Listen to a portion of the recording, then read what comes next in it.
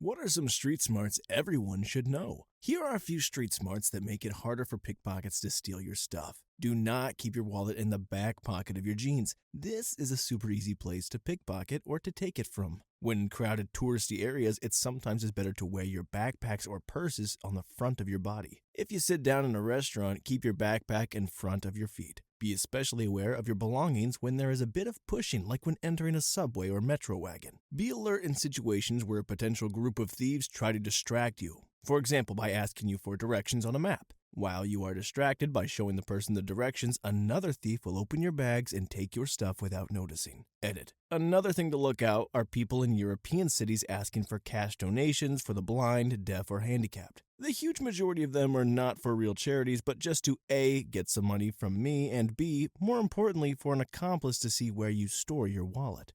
Edit. Wow, thanks for the feedback. This post was not meant to bash European cities. They are still beautiful to visit, and if you stay at least somewhat vigilant, the chances of becoming a target for those thieves are very low. They prefer easy, low-risk targets. Story 2. My countryside butt was saved too many times just because of that one thing. I, a tiny 24-year-old female at the time, lived for 2 years in a drug-dealing neighborhood. Not violent, but not really a place you'd have kids in. Having been raised in a nice, cozy village, it seemed normal to me to say hi and smile to the guys that were constantly sitting around my building. I knew they might be dealers, but to me, they were also my neighbors and fellow humans. That never bothered me personally, right? We never spoke more than that, but we knew each other's faces. Then one evening, I got followed by a guy from the metro station. I didn't say anything, didn't ask anything, but guess who stood up from one of their spots and escorted that stalker back to the station while I got home? They did it more than once. Just judging by how I'd look behind me, or they'd ask me, "Hey, you know that guy?" Dealers don't want the locals to call police in the neighborhood for any reason. Don't bother them,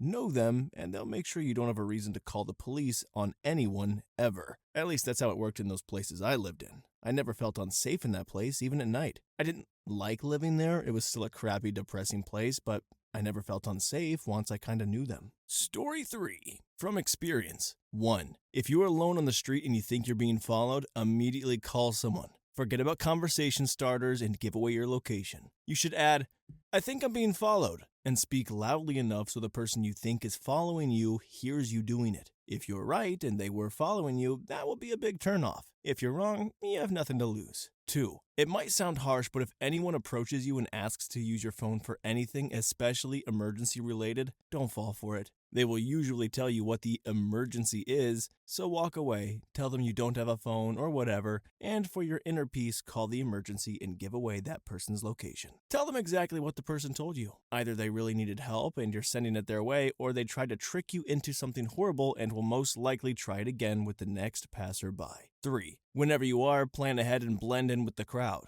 I don't mean dress all fancy in the hood kind of thing. 4. Please, for the love of God, stop using your earphones while on the street. At least try to only have one earbud in if you can't help it. It's not healthy. Ear fatigue, potential risks to your hearing, but at least it won't completely cover the background noises. Story 4. 1. Situational awareness would be the biggest thing I'd stress to people. These days, everyone's so buried in their phones, they don't pay attention. 2. Walk with a purpose. Act like you belong and you're 100% in charge of your crap. This combined with 1 will probably keep you out of trouble 99% of the time. 3. If you can control the situation. Your gut instincts are often right, and when they're telling you to leave, you should. Sometimes people prevent that from happening, but as a general rule, I try to control the situation by leaving. I'll try and try again. Story 5. If you feel like someone's following you, act like you're on a call with someone. Just loudly talk to your phone. If you don't have a phone with you, act like you have earbuds in your ears and act like you're adjusting them while talking to them. If you're getting attacked, harassed, or anything like that, but nobody steps out to help you, try speaking to a specific person, like,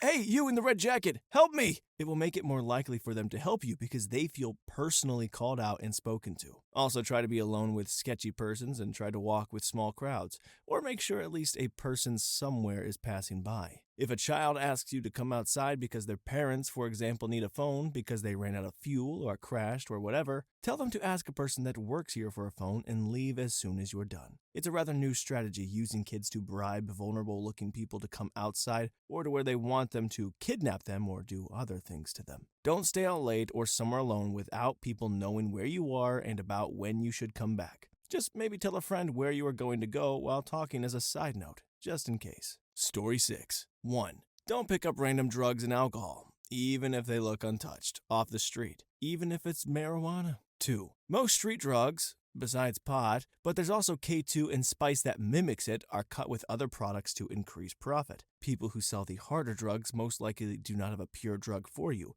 It's hard and expensive on the dealer's side to get the harder stuff. If your dealer says they have some pure hard drugs, they don't. The chances of getting pure drugs is incredibly low in the US. Use drug testing kits if you are unsure about its purity. I don't want to promote hard drug use, but I know people will still take them. Just be safe and have someone around you if something happens. 3. As much as people think this is an only woman thing, guys should also pay attention at the bar with their drinks. One roofie can end up with you essayed, and it could be one of your homeboys who got you a drink. Seriously, a friend had this happen to him, and he was left on the side of the road, naked, essayed, and with his car still at the bar. Plus, women can most definitely take advantage of you and essay you or steal your stuff. Or they can let their boyfriend steal your stuff and beat the crap out of you. 4. Gangs aren't funny, they're real. If you never grew up in the hood, please don't try and learn gang signs, appropriate gang tattoos, or use slang that could be gang-related. Wrong neighborhood, wrong people around you, you can die, or worse. Especially if you're white or white passing. Don't even look like you're in a gang wearing all red or all blue with a bandana hanging from your back pocket because someone will think you are repping some crap that you're really not. And don't hang around people who are involved in gangs. 5. Always be aware of your surroundings. I know it's been said like 100 times on this thread already, but it's incredibly important. I'm a salesperson, and I know how to size people up in about 10 seconds or less. Nice hair, nice jeans, nice watch. You might have some money. 6. For women, don't smile while walking down the street. Keep your head high, walk like you have a purpose, and try not to wear designer purses. Stop wearing slides in public because you'll have to throw them off to run. Look like you're prepared to take someone down if they try, which leads me to my next point. 7. Lift weights. Doesn't have to be heavy, just get your arms toned, do a few push-ups and burpees, make yourself look strong as if you will put up a fight if touched. 8. If you use pepper spray on someone, call the police ASAP. The other person can have respiratory problems, and if they pass out or die, you're in legal trouble over their medical state, even if it was in self-defense. 9. Don't join an MLM. Don't entertain anybody who is from an MLM. They're predatory and they exist to take your money. 10. If you're a pedestrian, wait about 5 seconds after the light turns red to cross the street. Cars like to run red lights, and it'll give you more confidence knowing that it'll be safe crossing without getting hit. 11. Lock your doors. Get a deadbolt enforcement mechanism and a door jammer when you sleep at night. It's a fantastic investment. Plus, if you need a weapon for an intruder, the door jammer acts as a metal rod to hit them with. 12. For parents, keep an eye on your children when you are in public places, please. If there is a place where children are not allowed, please do not bring them and try to argue with the staff why they're not allowed. I used to work at a gym with a strict policy of no kids. Even if they sat in the front of the gym while the parent works out, I remember even having an email being sent to my boss because one woman thought I was targeting her because she always brought her underage daughter in and would always tell her to leave. The workers at these places see way more sketchy behavior at their jobs during an 8 to 12 hour shift than visitors. Plus, the workers aren't your babysitters. It literally takes a second for your kid to leave with a stranger, and there's no way for the staff to know if it's actually a relative or a predator. Please watch your kids. 13. Smartwatches are nice, but try not to wear them at night. Let your phone track your steps for fitness progress. I've seen some really flashy watches and ooh-wee, all wearing headphones too? Absolutely perfect situation to snatch your crap. 14. If you carry a bag around you, set up your self-defense items from least to most damaging. Have an alarm clipped to your outside of your bag, pepper spray on the side pocket knife, get a serrated knife by the way, in your inside pocket. Keep a rock in your main compartment, and if you have a gun, keep that tucked away. 15. Keep quarters on you at all times. You don't know when you'll need them.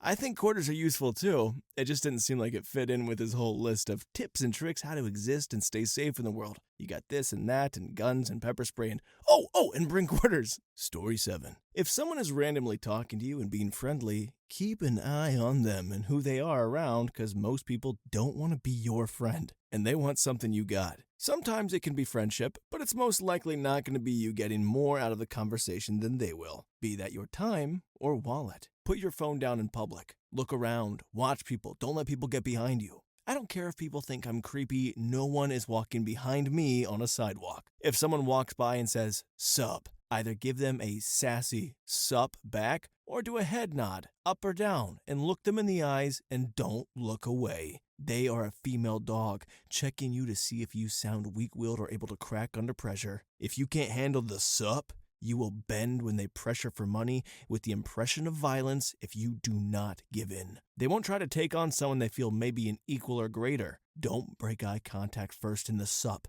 ever. Learn your exits. You enter a room, you check for exits, then check for where you want to put your butt. Stop giving a crap where you sit before you know how to escape from that seat. Every restaurant my family goes to, I get the chair that can see the entrance. Because I check everyone that comes in and who they come in with and their demeanor towards me and each other and everyone else in the room. You get in the habit of that and you will start to notice crap is going to go down before the victim even knows. I've seen plenty of fights that I knew were going to happen 5 minutes before it, just because of how the group walked in the building. If you are getting mugged, just give them the cash. Most times it's not worth fighting. That medical bill in America will be the real mugging. If the mugger wants to take you to a second location, F that mother effing butthole right there. You fight, and you fight hard. Strike with everything you have. Try and kill that guy. If any mugger wants to take you to a second location, they want to mug you even more, and they will. Never let your enemy set the battlefield. You have already been ambushed. Don't move your forces to your enemy's will, for he will mean you harm.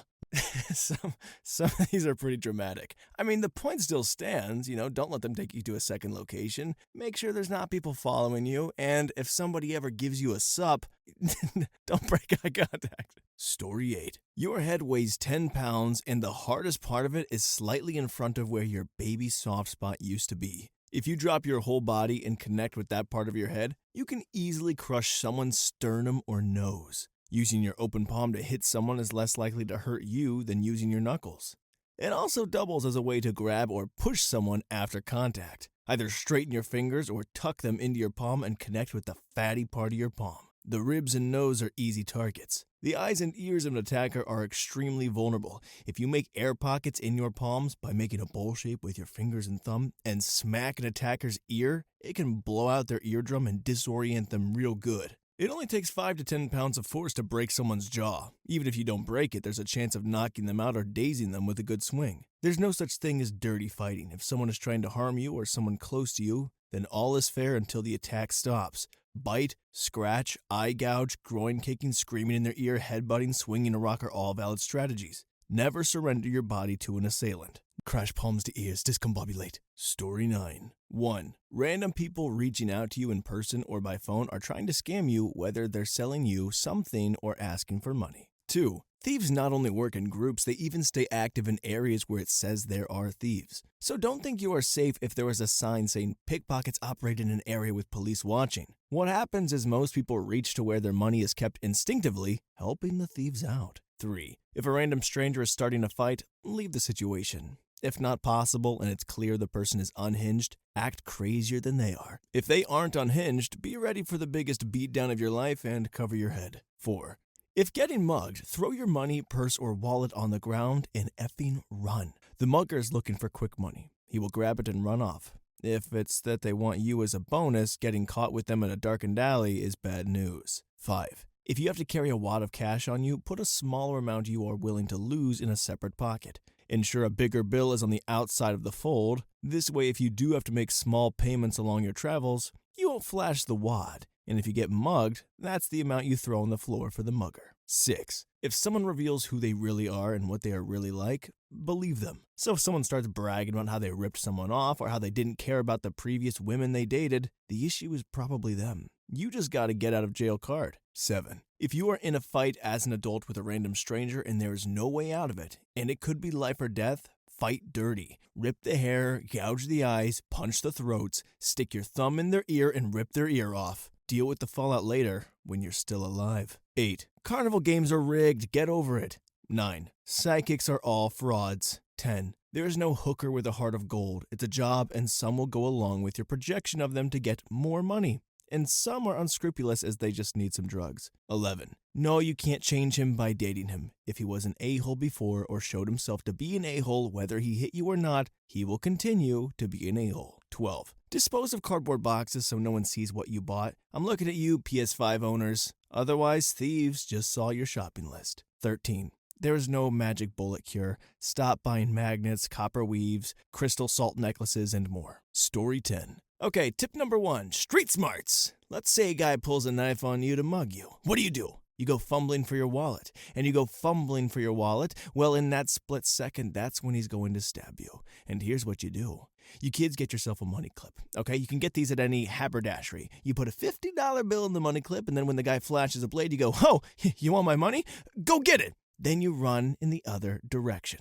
Tip number 2, street smarts. Let's say a kidnapper throws you in the back of a trunk. Don't panic. Once you get your bearings, find the carpet that covers the taillight.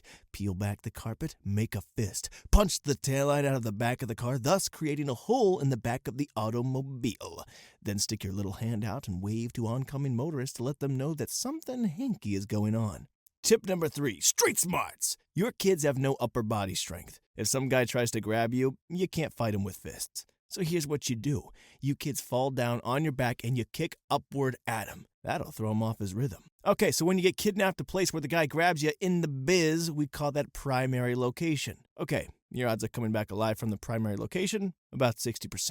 But if you are taken to a secondary location, your odds of coming back alive are slim to none. That's a John Mulaney bit, right? I'm not super familiar with him, so forgive me if that was obvious. Story 11. Career corrections officer for 13 years. I've been around some crap. If you're being followed by a creeper, get somewhere public with people that see you. Go up to someone or a group of people and say you're being followed and need the police. Safety in numbers. Draw attention to the creeper. Do not worry about if you might be rude or a female dog. Be alive and safe instead. If an authority is nearby, find them and let them know and report it. Also, just call an Uber and get out of there. Just because you can't see them anymore doesn't mean they went away. If you're being followed and it's more residential, start pounding on doors. Please help me. I'm being followed and I need the police is the first thing that should always be out of your mouth. Do not be shy. Call the effort out. Yell at them. Scream that you're being followed and the description. Never second guess your instincts. We can easily talk ourselves into a bad situation by convincing ourselves that the situation isn't that bad. If you're wrong and you look like an overreacting butt, then you're still alive to be embarrassed. And that's significantly better than the alternative. Story 12. Looking like you belong makes you less of a target. Have a pimp limp you can do. A pen is just as good as a knife if you Cobra Kai in the eye.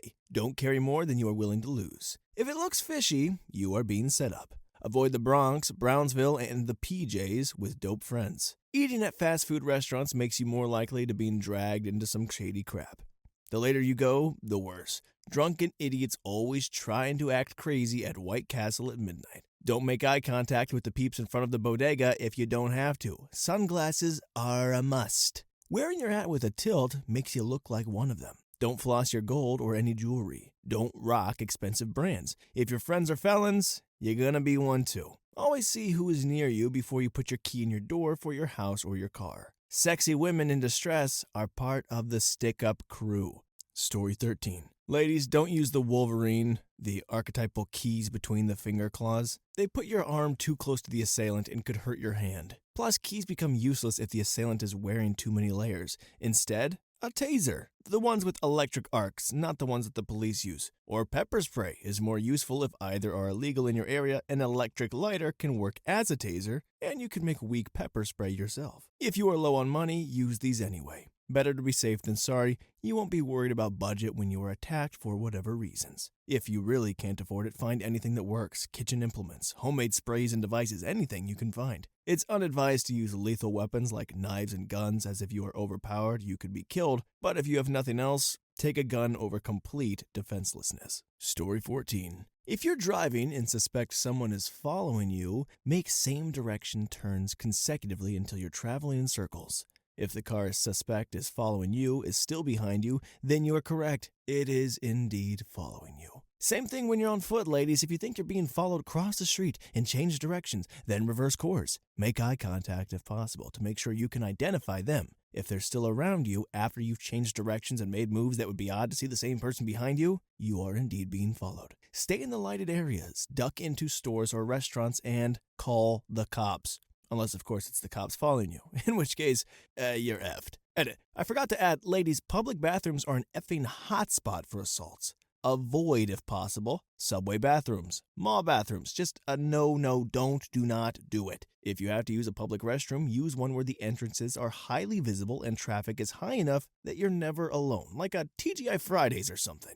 I didn't think about how risky the public restrooms could be. It is kind of funny though that TGI Fridays, the sanctuary for women. But I like that. Good advice. Stay safe out there, guys or girls or everybody. You know what, everybody? Okay, stay safe. Lots of freaks out there. Story 15. Keep one headphone out of your ear when walking. Carry pepper spray. Most people don't even realize they have been stabbed when it happens, so pepper spray is a better self-defense weapon. Also looks better in court. Women should change into sneakers after leaving work. Better for your feet, and most people who would take advantage of a situation are fat effers who couldn't run a block. Leave minimum 30 minutes before the bars close. If you know that someone is following you, you go into a store and tell the owner or cashier what's happening. No one wins in a street fight. Fighting with honor is a good way to end up on the ground getting stomped. If you're being mugged, take out your wallet and throw it at them and then start running in the opposite direction. Nothing you have is worth dying over. Put your ego in your back pocket or you could get easily killed. Story 16. I'm not sure what the nightlife is elsewhere in the world, but here's one for the UK.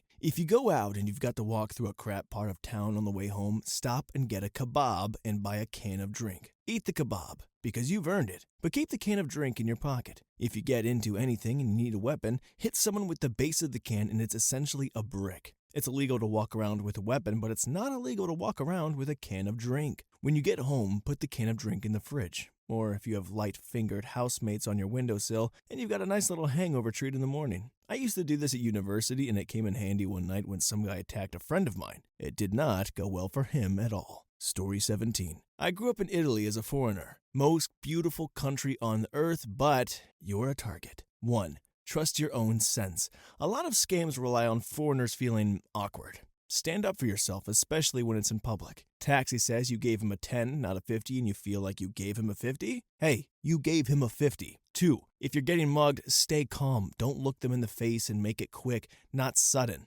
I'm not getting out my phone and my wallet. I don't have anything else. They're nervous, high on adrenaline, and want to get gone. 3. When someone is bothering you but not attacking you, often, not always, standing up for yourself is the safe choice. If someone is pushing your boundaries for money or bothering you but still in the realm of civility, it can be safer to clearly and firmly end the interaction. They may escalate it, but often they'll decide there are softer targets to pursue. 4. If there are 5 slightly shady people on the street, you are 100 times safer than alone. Sometimes mugging happens in sight of many people, but murders usually don't. Never leave a place with people.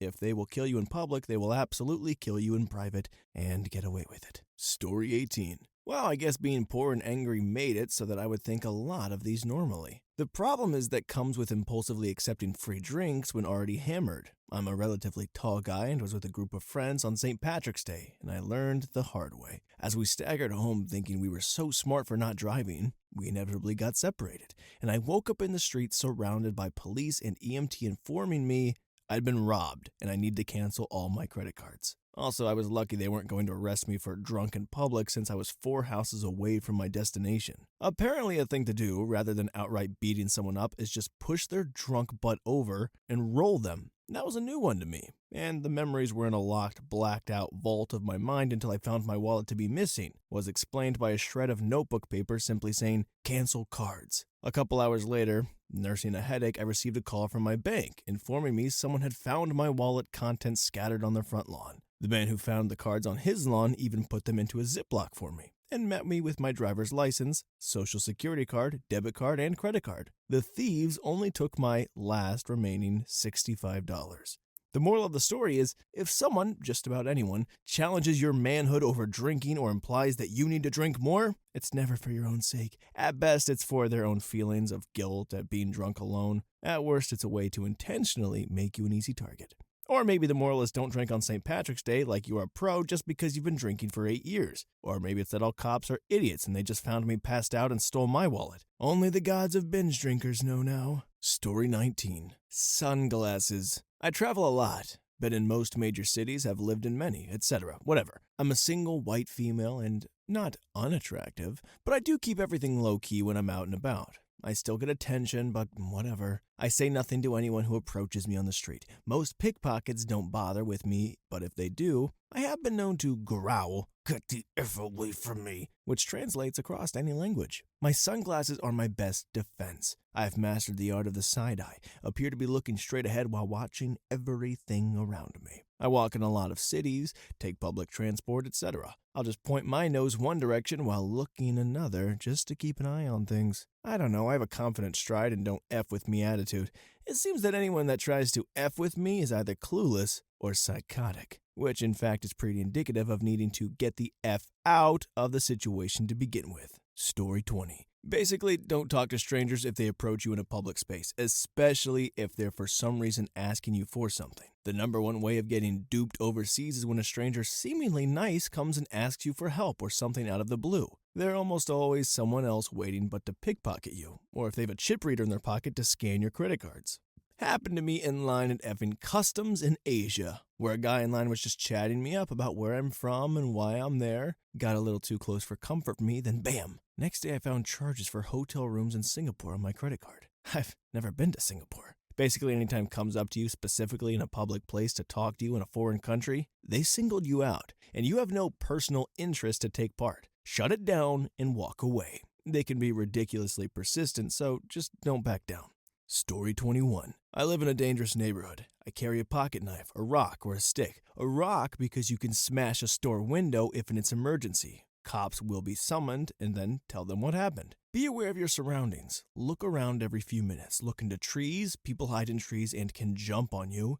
People jump you in pairs because one person distracts you while the other tackles you and steals your things. Don't have vulnerables on you. Phone, laptop, AirPods, money, they are after it. Don't walk in alleys. Walk in well-known and well-lit streets. Don't have anything plugged in your ears. AirPods, headphones, earbuds, earmuffs. You are basically asking to get jumped. You won't hear anything if you have music playing directly in your ears. Don't walk on the evening. If it's after sundown or dark, it's better to call an Uber, taxi, or someone you trust to pick you up and take you home. If you happen to have to walk, however, walk in groups. Don't walk on hikes or woods. That's where gangs hang out. If something happens or you feel like you are being followed, go to the nearest place and tell them to call the police.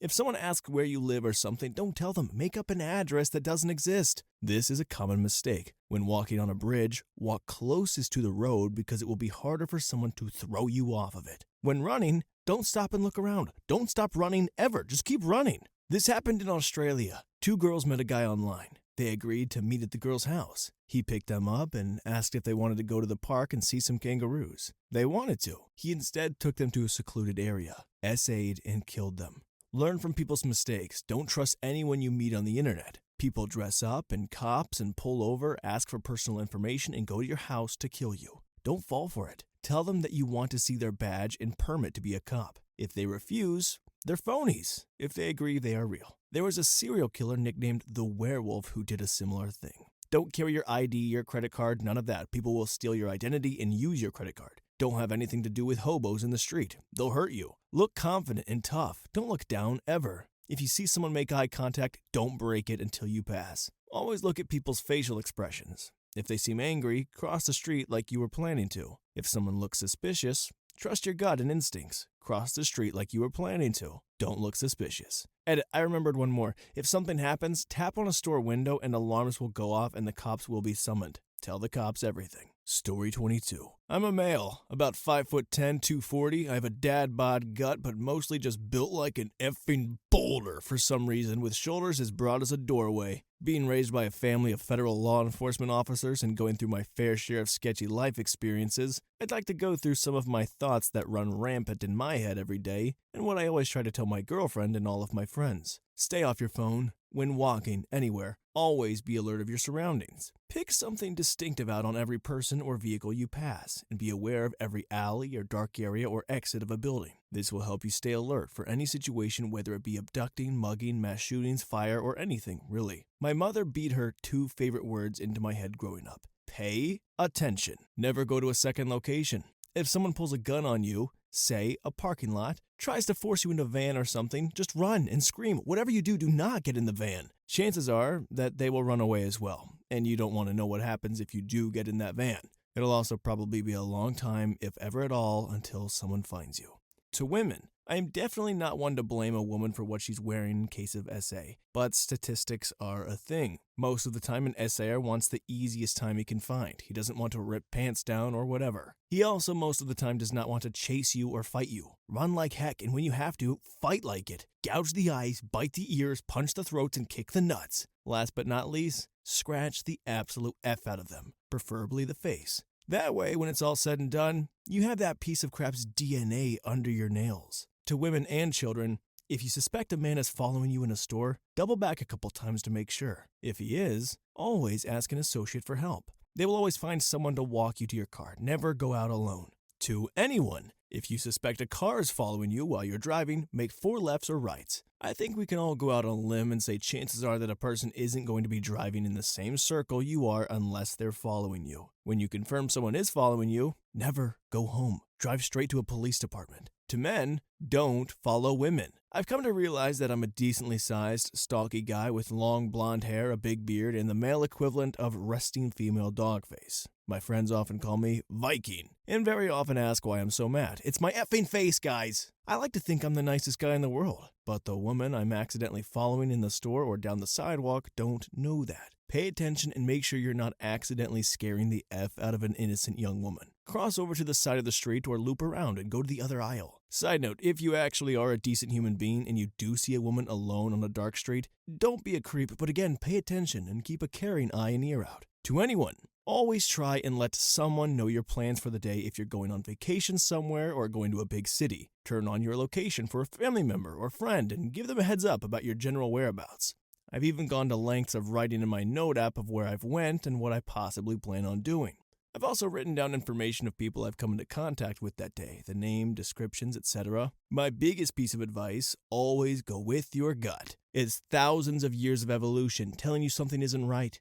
I've always thought I had a sixth sense in judging someone when I meet them because I always go with what my gut's telling me. If it says something's off about them, whether it be in 30 seconds or 10 years, it will come to fruition. Never go against it and never let anyone talk you into going against it. Tell your friends you're not comfortable with going down the street and make it clear that you will absolutely not go. Tell your friends you don't want to ride with that guy to the party. Tell the person on Craigslist you've already changed your mind. You can never be rude to a stranger if your fear is for your safety. F their feelings. Too long didn't read. Pay attention and go with your gut. Story 23. My definition of street smarts is anything learned outside of formal education. Not literally how to be smart on the street like some posts imply here. So here's some points. If a girl says the exact words, "I'm unsure of my feelings for you," like clockwork, trust me, she 1000% has another guy in her crosshair and she is weighing her options. On to the next one, my friend. Dead serious. Had a girl pull this and she said there was no one else,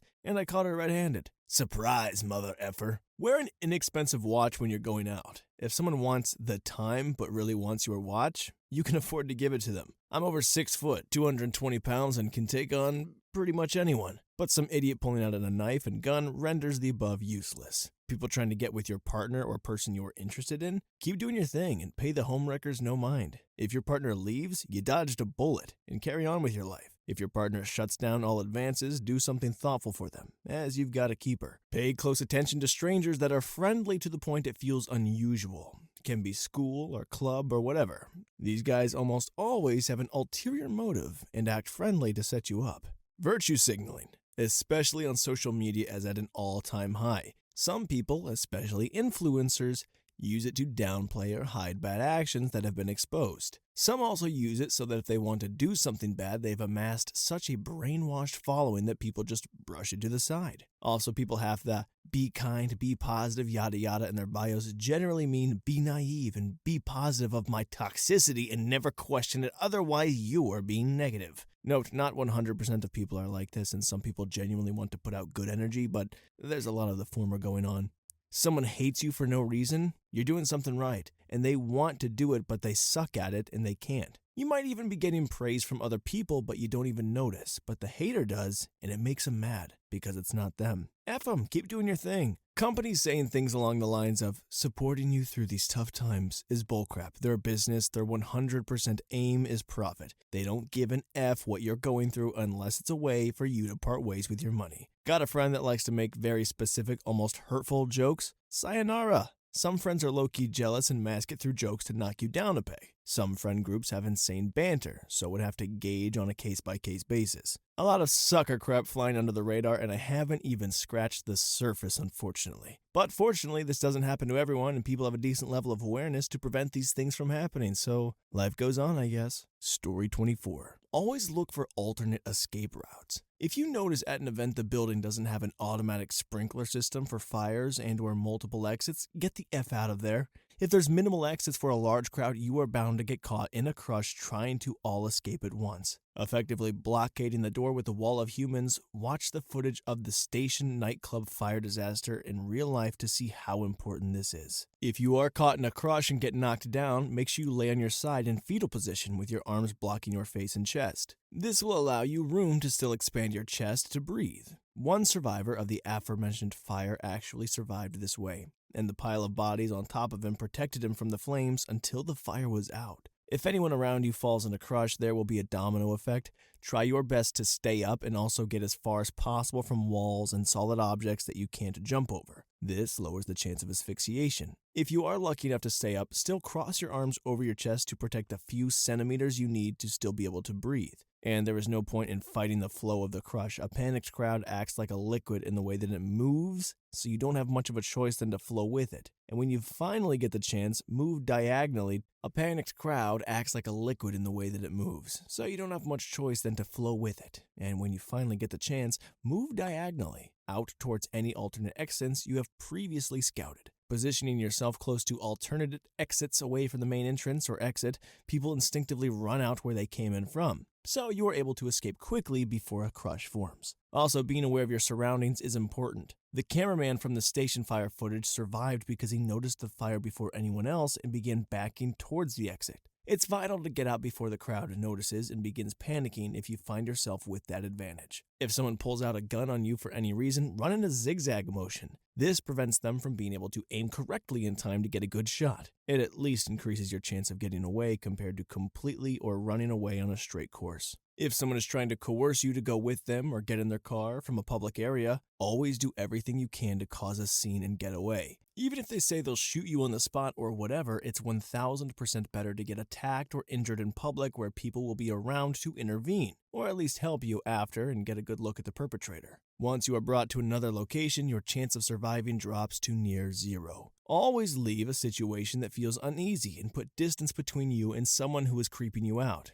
And even better if you can get someone's attention to walk with you as well. Being rude or looking paranoid sometimes is worth the one time it saves your life. FaceTiming or calling a friend or relative can deter someone trying to find a victim to take in the most inconspicuous way. Or at least make sure someone is a witness and knows where you are and to call the police if anything goes wrong. If someone pulls up to you in their vehicle, don't give them the benefit of the doubt or wait around to see what they want. Get out of there. Or if a stranger is asking you for help, always say no and keep walking. Don't go anywhere populous and especially unfamiliar. Looking like Kim Kardashian and flexing your money unintentionally with your diamond ring and necklace and Prada purse. And when visiting any other country, try to look like you aren't a tourist and just blend in with the locals. Story 25. Advice from a gal who spent years working in Jersey clubs. Find the exits. Always. I've been very lucky to have missed the Rhode Island fire and polls, but knew people at both. Find the exits as soon as you get to the bar, while you're sober. If crap goes bad, follow the band and roadies. They know the way out and might even have security to help.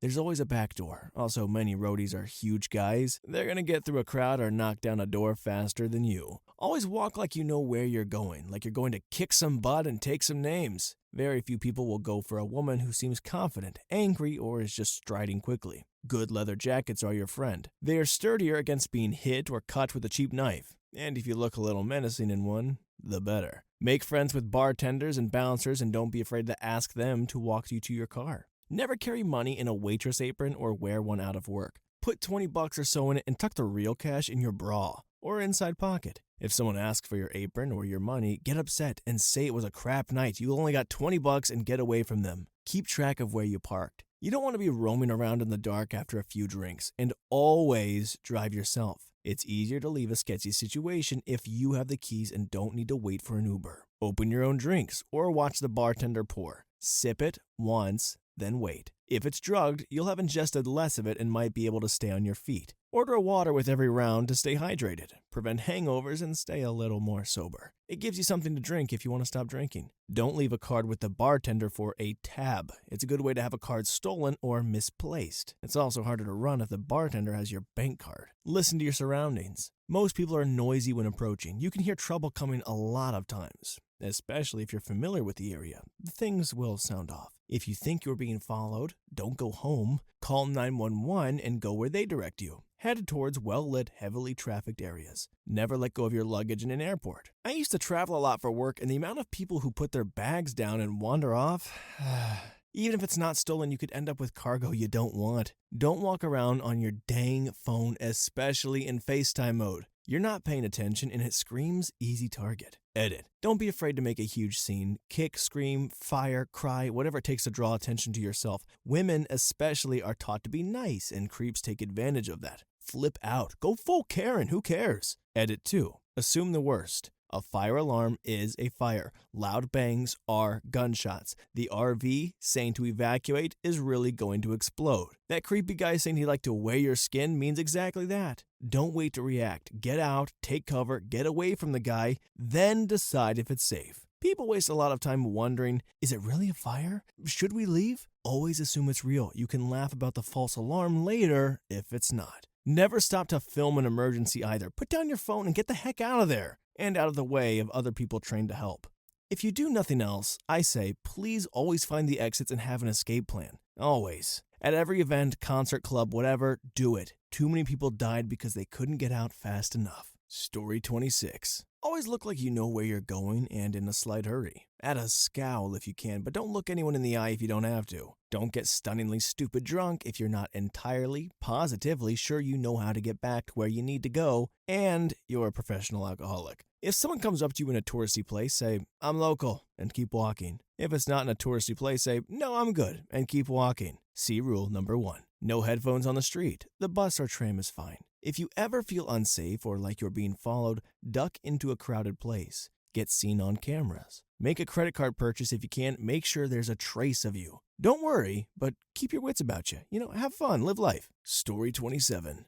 In my country, there's one big rule when it comes to street smarts. If you're on the street and someone random asks you a question, no matter how good-looking, polite, or friendly, never, ever let them get close to you. Even less if they seem to be holding a piece of paper, business card, or similar. If they just take the object and push it towards you, hold your breath and walk away. Then get the heck away from where you are and try to find shelter somewhere like a shop, a restaurant, or similar. There's a drug called devil's breath, or borindanga. It's a very fine powder that when blown in your direction, it will mess you up. You'll become vulnerable to any suggestions anyone may give you, so if they command you to go to an ATM and take all of your money out and give it to them, you can only comply. Generally, devil's breath victims temporarily lose conscious control, making them easy to manipulate, kidnap, or worse. If the dose the robber administers is too high, you can end up with long-term cognitive impairments or even dead. In my country, Colombia, there's a very big deal and a very real threat.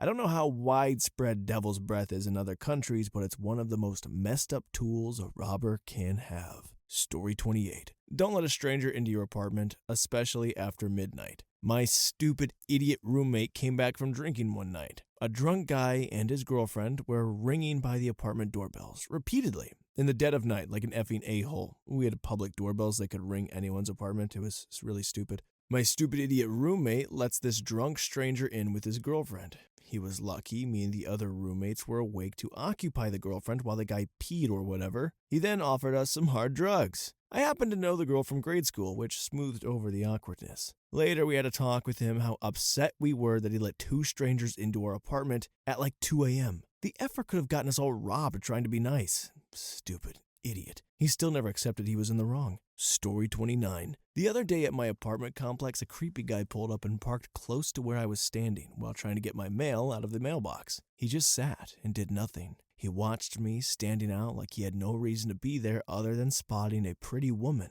and was plotting something. As I was walking past his car, he asked if I needed a ride. I laughed as if unafraid and humored by his invitation, and I said I knew the area well by wrapping my hand around my pepper spray and arming it for defense. My confidence and lack of fear, or overreaction to the question seemed to make him almost embarrassed for asking, and he drove away. Be me in this scenario. Have a self-defense item, know where it is, and be ready to arm it at any time. But don't make it seem threatening. Act casual while you activate. Smile and say no. They usually take this reaction better than immediate fear or anger, and if they choose to disregard your response, pepper spraying them in the face will end up being really sudden and effective. Act harmless, but confidently disinterested, and then spray the idiot if they don't respect your boundaries. Story 30. I've never lived in the hood, but I did have a lot of friends I met through food service that I bought my drugs off of. I'm not sure I would say I'm street smart, however, my girlfriend is a different story. We used to have to pick up a coworker every shift who was in the hood,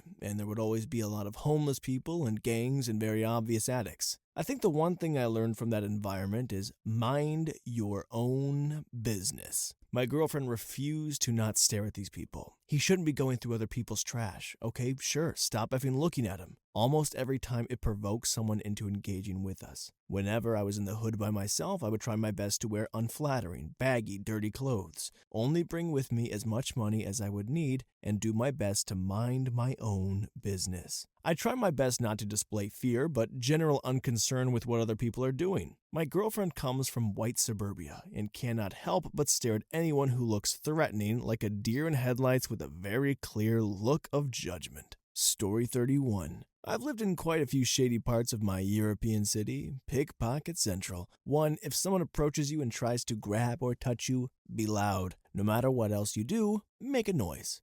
I was almost mugged, who knows what, a few years ago when I was getting home after a night shift. The man was touching my face and cornering me into the entrance of my building. I closed the door behind me, it's better to fight in the street than inside, and immediately started saying very loudly, "I don't know you! Stay away! Don't get close!" A clerk in a nearby store came outside and helped me out after asking me if I knew the man. When you only scream, "Help!" people may think it's a domestic spat or whatever. 2. Also look everywhere before taking your keys out and getting inside your building. Someone could get in behind you. Make sure to close the door immediately once you're inside. 3. If you carry a purse, make sure it has zippers that close in the front and carry it in a way that it won't be easily taken with a swift grab.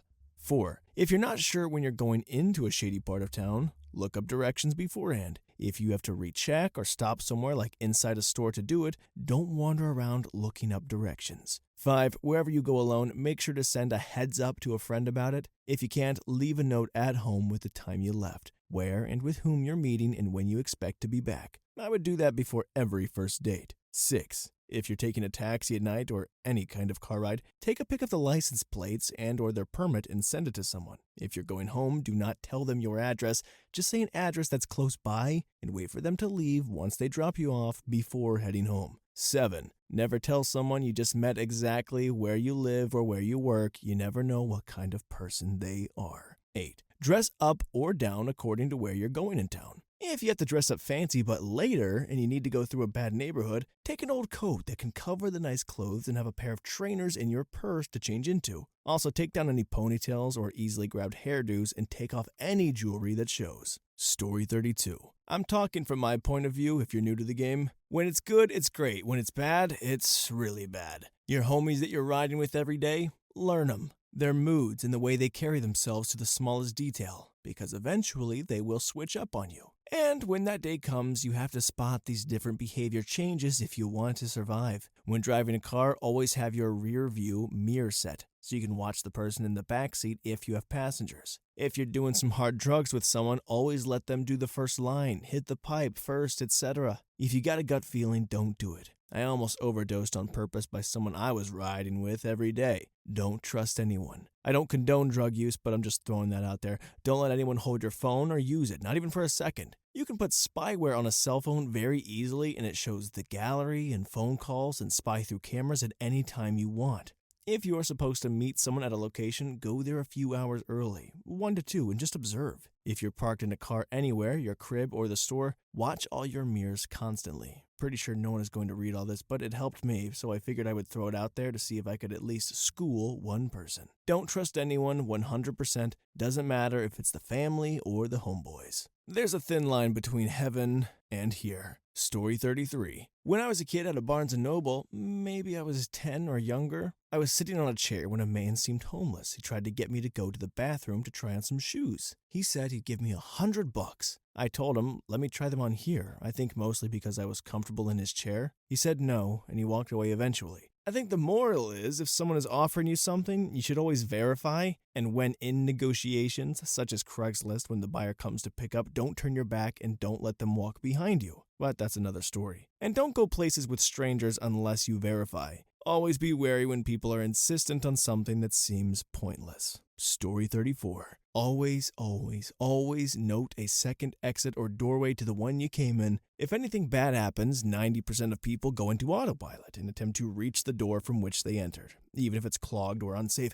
Making a habit of noting a second method of egress may save your life. Also, be willing to be the one who overreacts in a situation that feels wrong or uncomfortable. We are trained to almost never break social norms, and so may sit quietly and watch a fire streak across the ceiling above us rather than be the first person in a crowded area to scream and run. Be that person. 10 or 15 seconds can be the difference between life or death, and if you react, it will encourage others to follow. You may just not save your own life, but others as well. Story 35. If you ever feel like you're being flanked, you probably are. Meaning trust your instinct if something feels wrong. So one day we were at a party that was dying down and it was just a bunch of guys and the girls I came with. These dudes, like 5 guys, were swarming over one particular friend who was pretty drunk. So I told her we should leave. So being the only dude in the group, I immediately noticed the change in demeanor from the party guys. So we walk outside and start going to the courtyard of the apartment building. And all the dudes start walking towards me. The main one starts asking to talk to me. So I engage briefly and start walking away. He keeps pestering me to talk. And at this point, they won't let it be. So I tell them, look, it's late, you have her number, call her tomorrow. At this point, I notice that all his other friends are fanned out and are all looking around, getting shifty and starting to get closer. Look, dude, I ain't got any beef, so just tell your boys to chill out because I'm not feeling too comfortable with them getting closer. Anyways, it got to the point where they kind of blocked my exits, so I did the only thing I could, which was wake up the neighbors by raising my voice as loud as possible at them.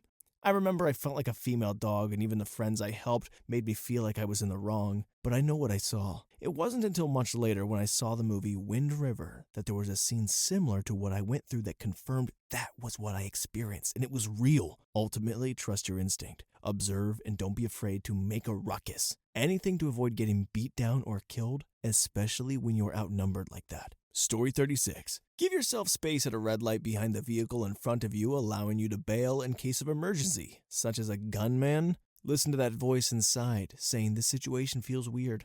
Almost all cases of SA victims said they felt off about the situation before things went bad. If you are in a high crime area, consider carrying your credit cards in a separate pocket from your wallet. When robbed, losing your wallet will be less of a stress since your financials are protected. Consider carrying a ceramic razor blade, not detected by metal detectors. Head on a swivel always, keep your fuel half full at all times. Consider a small get-home bag you can keep at your office while at work or in your vehicle that will facilitate you getting home on foot in an emergency where you are unable to use your vehicle as transportation. Story 37. Stay out of violent confrontations as best as you possibly can, but if crap goes down and you don't have another option, here's some advice about threats. Don't ever threaten an enemy who stands a chance of beating you. If you feel the need to make a threat, assume that you have to go all the way with it and just do it. Threats only give people time to prepare and trap you in words you might mean less than you think you do. Skip the theatrics and go 0 to 60 all at once or stay at 0. Example, instead of saying,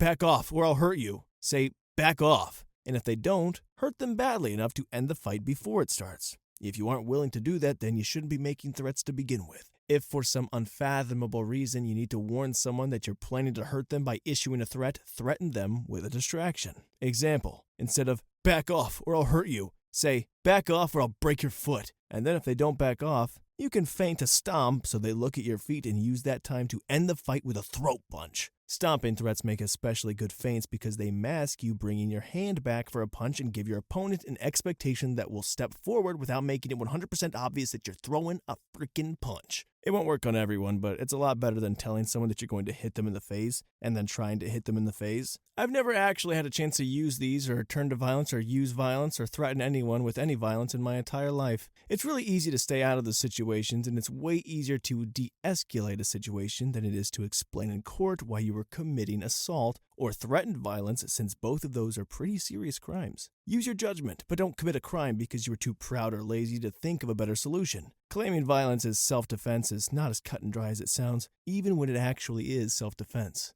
Story 38. I was a New York City dog walker. I have more tips, but here's the first couple I thought of. 1. If you are walking and someone tries to stop you, keep walking until they explain why you need to stop. You should acknowledge them while continuing to walk. If it's a scam, they are going to wait until they have a captive audience before explaining themselves. If they are in trouble, they will instantly blurt out what they need help with. Hey, buddy, do you have a minute? You keep walking. Yeah, what you need? Just stop for a second. What do you want? If you are gone walking at this point, they were just going to give you a sales pitch. Versus, hey, buddy, do you have a minute? You keep walking. Yeah, what you need? Please, stop. No, seriously, what you need? I need directions. Heck yeah, let's freaking figure this thing out. You're getting to Port Authority. No problem. I got you. Story 39. If you are taking a road trip by yourself, plan out bathroom stops as best as you can and do not go into rest areas. The kind that are literally just bathrooms and vending machines, especially late at night if you can avoid it. As nice as privacy is when you are doing your business, it could make you a super easy target for somebody to jump you. With nobody around, and a lot of those places have almost no cameras and no supervision. I used to travel between Massachusetts and the Midwest frequently, and often did so on my own. Early on when I was doing these trips, I would occasionally find myself driving late at night, like 12 to 4 a.m. in less populated areas of the highway. I had trouble sleeping back then, and it was just kind of easy to keep going. Here and there, I would stop at a rest stop and go to the bathroom, and they were almost always very quiet. Sometimes just a couple cars or trucks. The last time I ever stopped at one of those places, I went into a stall to do my business, and I knew there was somebody else in the bathroom, but they were being really, really quiet. But I noticed their feet when I first entered. They flushed and went over to the sink and then paused for a bit and then went into the stall next to me. Only it was a different one than they were just in. This struck me as super weird. As soon as they did, the oh crap meter was going crazy in my head because that's just not really normal behavior. I scrambled to get myself together, and I could tell that they had just stood up and were like right outside my stall door. I had no idea what to do, so I threw the door open basically into his face, and I walked out as quickly as possible and then ran to my car and immediately locked my doors. Story 40. Order drinks in a can or bottle. You have no clue the last time that bar or restaurant cleaned their taps or drink machines. 1. Always walk on busy streets, not the empty ones, even if it's a shortcut. 2. Put your sunglasses on so you can survey your surroundings and not look too crazy, unless it's nighttime. Then don't wear them. I know lots of people are saying to make eye contact, but as a woman, eye contact could be misconstrued as an invitation to approach. Better to avoid the risk. Share your location on your phone with family or close friends. Let your roommate, partner, or friend know if your commute changes for the day. If you take the same commute to work and home every day, note the other people who do too. No need to become buddies, but a nod once in a while works. If you need help, it's better to have someone you recognize and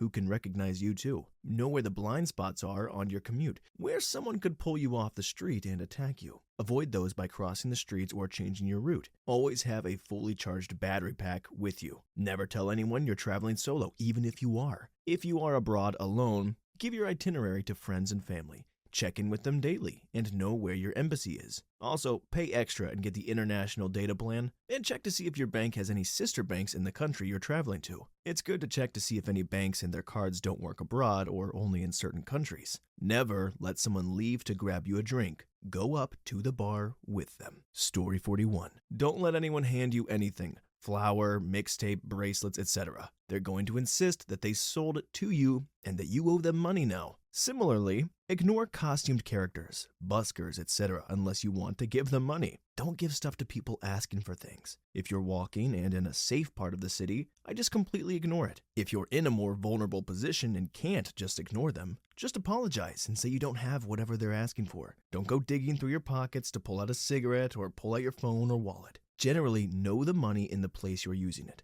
Denominations, exchange rate if that's a consideration, how much crap should cost. Pay attention to the change you receive back. If you don't get the right amount back, call them out. They'll almost always apologize and claim that it's an accident and give you the correct amount. Put your money away after paying before you go elsewhere. Don't accept drinks, etc. from guys in bars if you're not interested in them, because if you accept something from them, they're going to feel like you owe them something. Don't let people guilt you into things. If you didn't agree to pay someone for something up front, you don't owe them whatever they claim you owe them after the fact. If you paid once, don't let them convince you you need to pay again. In Turkey, we went to a small restaurant. 8. Paid the guy who sat and waited on us. After we left, another worker chased us down, yelling that we didn't pay. We stopped, talked to him, told him we paid the other guy, and continued on our way. I'm pretty sure he was trying to confuse or embarrass us into paying again. Taxis generally just suck for a lot of reasons. I prefer renting a car, or Uber over a taxi because Uber takes all the payment negotiation and worry out of it. If you've got to do a taxi, see if you can do a pre-arranged one at the airport or hotel. If you do have to get into a taxi, make it clear up front you don't have cash, and you need to pay with card if that's true. Don't fall for the card machine broke and claim at the end. If you continue sitting there and make it clear that you don't have cash, it'll magically fix itself. Know where you're going and call them out if they go off route. Insist that they take you to your actual destination. If you ask to go to one bar and they insist that they know a better place, they're getting paid to bring you there, and you'll get fleeced for being the dumb tourist who went. For the taxis and in general, never ever let someone escort you to an ATM to make you pull out money. As far as they're concerned, you don't have a debit card. Similarly, if you're afraid that you're being followed, never lead someone back to your house or place you're staying. Get to a crowded area, drive to a police station, go someplace safe that isn't home. If there's a packed train except for one nearly empty car, that car's empty for a reason. Avoid it. Similarly, even on a nearly empty train, try to avoid being in a car with just one other person or group traveling together. Mind your business. The less others think you see or overhear, the better off you are. Story 42. 1. Never, ever think, oh, it won't happen to me. Anyone can be a victim of a crime. Don't go waving your wallet full of cash around. Don't go stumbling around drunk by yourself. 2. Remember, absence of the normal, presence of the abnormal. If something doesn't look or feel right, chances are it isn't. 3. Assume no one else knows how to use a road, be it drivers, cyclists, or pedestrians. 4. People are a-holes. Just straight up selfish and will take advantage of you if given the chance. Of course, not everyone, and you don't need to be as cynical as I am, but stop being naive and rose-tinted about everyone who wants help. Some absolutely, definitely don't. 5. Take self-defense classes, such as Krav Maga. You might not instantly be an expert, but you'll gain a great confidence boost, and if you look like someone who can fight, there is less of a chance of falling into Category 1. Story 43. Practice and learn how to navigate on foot around vehicles. I know way too many people living in a city that don't know how to safely walk busy streets. 1. You should never be in the street, outside of a crosswalk for more than 6 to 10 seconds. 2. If it has rained or it's chilly to freezing weather, crosswalk paint is slick and you will slip on it. 3. Learn how to cross a moderately busy street without a crosswalk. If there are stopped cars on the far side of the street and the closest lane doesn't have vehicles coming, you can cross. Just remember to always walk behind cars, never in front of them. If you're jaywalking because they don't see you since you shouldn't be there, the closer to the back of the car, the better. That way you're further away from the car behind it and have more time. 4. Also keep in mind that you are 100% in the wrong when doing this according to the rules of the road, because you don't belong in the street. Ever. Yes, ever. Even when you're on a crosswalk, you do not belong in the street. So don't think you're safe because you have the right of way. The right of way doesn't mean crap if you get hit by a car. 5. If you can't tell how fast a car is going, it's going way too fast. Anyone speeding is reckless enough to hit you. Don't try to cross in front of any car you can't be out of the way of in less than 5 seconds to spare. 6. Always walk against coming traffic if you can't be on the sidewalk. Even if you can be on the sidewalk, walk towards traffic. Do your best to never have your back to moving vehicles. 7. If you do have traffic to your back, look behind you every 10 to 15 seconds or so, especially if you're not on a sidewalk. You won't be able to hear a speeding car coming up behind you until you don't have time to react. 8. Know where you're going to jump to so you can avoid a car hitting you. 9. Assume everyone driving has Alzheimer's, knows how to fight, is drunk, angry, and has a gun. This also applies when you're in a car too, but at least in a car you are protected and can escape. Don't upset drivers or don't be rude because they'll probably shoot you with a crossbow. 10. If it's below 35 degrees, wear boots with good tread. If it's rained, there are leaves on the ground. If it's cold or snowed, wear boots. Only cross on crosswalks when you are signaled to. And don't ever run or jump off the sidewalk or near the curb, especially if you are jaywalking. 11. Don't ever run or jump while in the street when it's perfect weather either. It's not worth it unless you're about to get killed anyways and you don't want to slow and steady to be a habit. 12.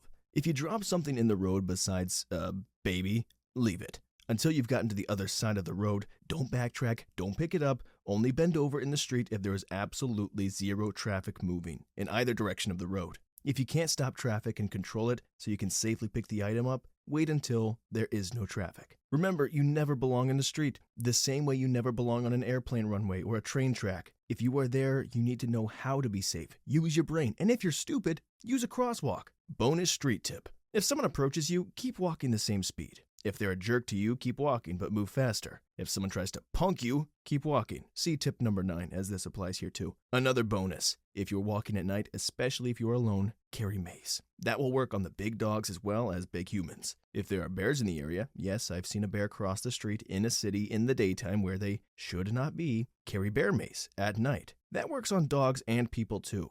Don't carry a knife unless you can use it and are willing to take a life. If someone gets your knife, you're done for. Story 44. Another good tip which reading through here reminded me of, being nice to people can have a knock-on benefits. For example, there was a place once in my town, before I was born, I think they tore it down since, called Rahoon Flats. It's a really, really rough place, like daily assaults and killings on the weekend rough. It was populated by mostly scumbags from what I've heard. My Nana used to cut hair, and she had a customer who was this massive guy from the traveling community.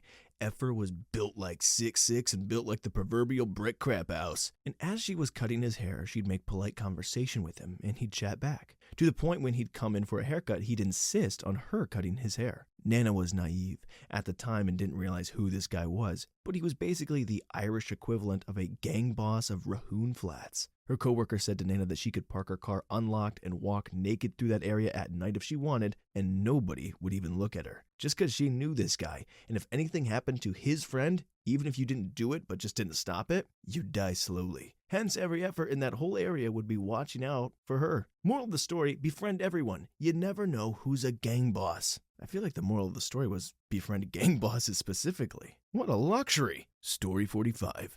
1. Keep valuables in hard-to-reach areas of your bag. If it's somewhat challenging for you, the owner, to take it out, it won't be so easy for pickpockets as well. 2. Expanding on number 1, it's important to not be too difficult, though. The point is to minimize the time spent rifling in your bag. Just a quick in and out, but not so easy for pickpockets if they don't know where to look. 3. If using backpacks, swing them to your chest in crowded areas where you can see them and all the zippers. If using shoulder bags, sling them to the opposite side of traffic. 4. Something a lot of people aren't aware of, at least where I'm from, when walking on the side of the road, pedestrians should always walk against traffic. Apart from it being a safety thing, it's also so no vehicle can catch up with you with your guard down. 5. Always have an exit plan. Take note of the doors, escalators, stairs, and the location of security guards. I gave a creepy guy the slip in a mall because I knew the layout like the back of my hand. I then stayed near a guard until a friend could come and pick me up. 6. Never go straight home if you're followed. The last thing you want is for someone suspicious to know where you live. For this reason, always know the location of the nearest police station.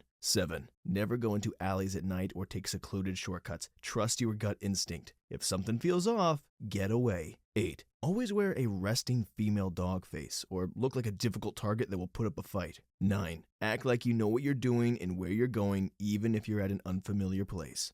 10. Wear comfortable clothes and shoes you can run in. 11. Wear like you don't have much money on you.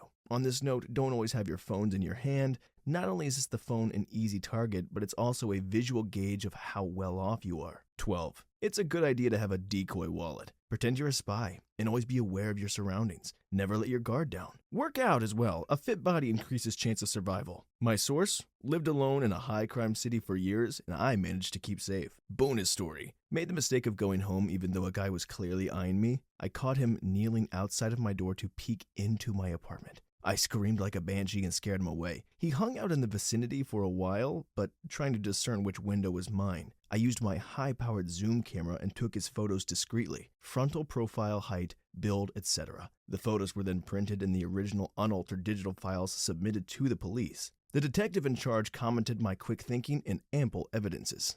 Story 46. One more. When riding public transit with kids or unfamiliar systems with friends, have an agreed upon plan of action about what to do if you get separated. Growing up, I always knew if I got separated from my parents on the train, the right thing to do was get off at the next stop and wait. Getting off at the next stop limits the permutations of where you could be if you get split up. The first time my wife and I went traveling outside the country was her first time leaving the US. We landed in Madrid, bleary-eyed after a red-eye flight.